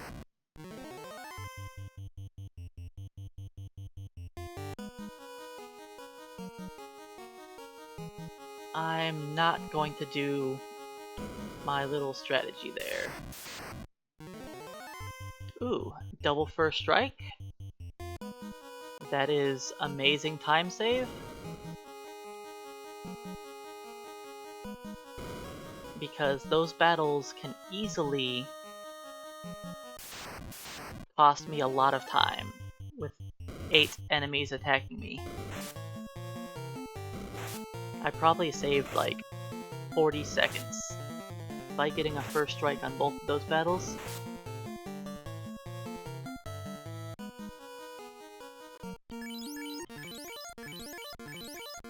Alright, here's the biggest run killer. Please don't hit me. Good, I got one defense up. And ink. Okay. How about turn 2? Perfect, okay. I shouldn't say the biggest run killer. The biggest run killer has been Chaos, but Kraken can sure take me down. He's done it before, and I guarantee he'll do it again.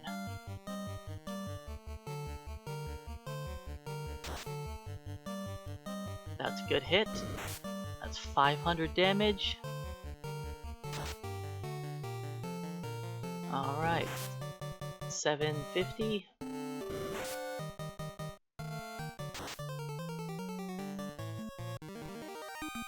Kraken taken out. Alright, I'm gonna check my XP. Yeah, I'm fine. Okay. I figured I'd be fine.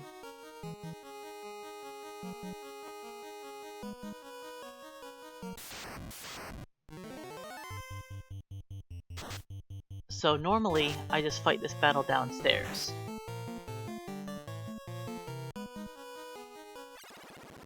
Downstairs, that battle is a group of sorcerers. Which, you know, is cool if you're level 50, because they just run away from you. But when you're not level 50, we don't want to die to sorcerers again. That was yesterday's deal, with dying to sorcerers.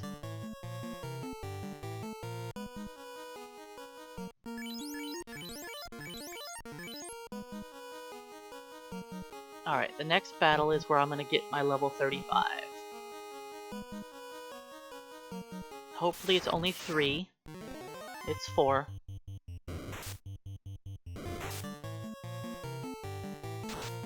Worms have a higher than usual crit rate at 5%. Most enemies only have a 1% chance to crit. You'd think that extra 4% wouldn't be much, but it is very noticeable. They do crit you, and they crit you often, as seen here.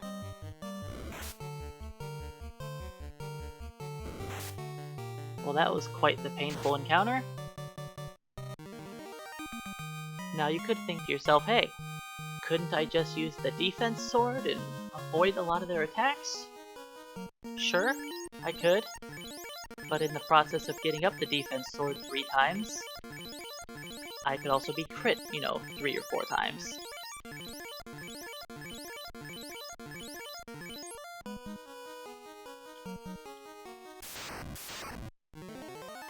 And now that we are 35, I don't need to worry about my XP.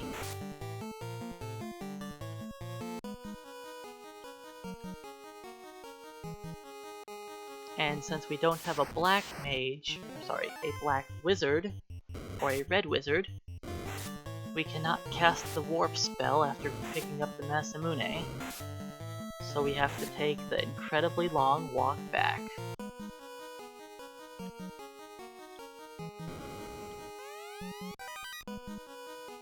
Now we have the best weapon in the game.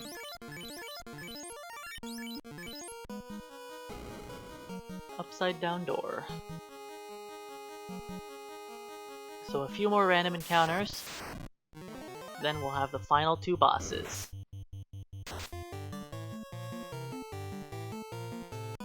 Tiamat is generally not a problem. She can technically kill me.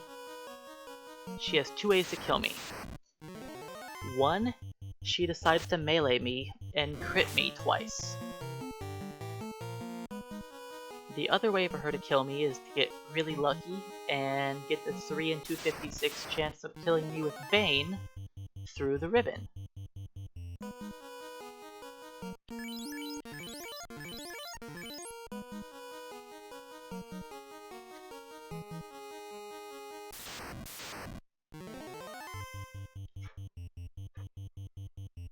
Alright, defense up.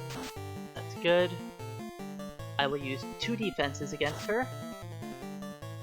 I only use 3 if she crits me early on and scares me. Alright, Bane didn't kill me, so I should be good to go. So status effects can go through armor in the Pixel Remaster, yes. Why did they decide to keep that in? I don't know. That's something that I guess they decided to just keep. Chaos can paralyze you with his basic attack through the ribbon.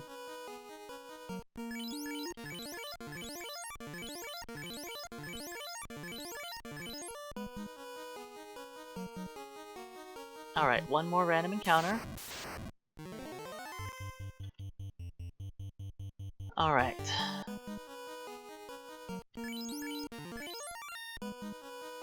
Chaos time.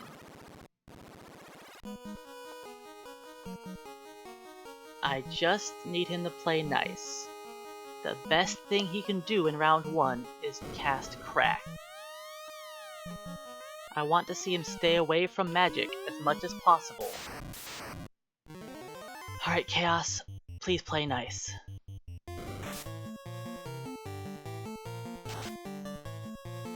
Ooh, that's a good first round.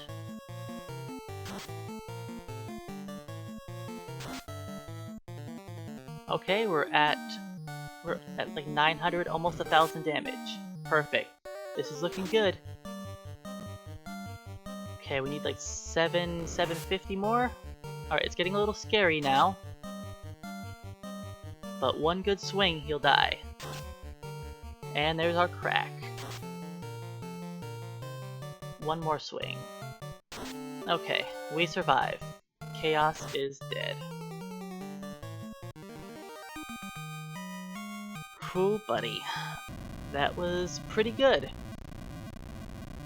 I had some stumbles in the run, so you could possibly go for like a 340 if you wanted to really go for a perfect run.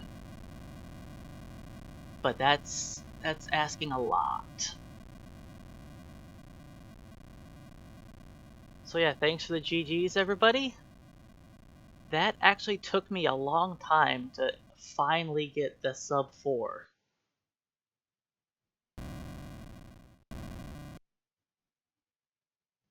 I was saying that there is I had about 30 minutes of total time save,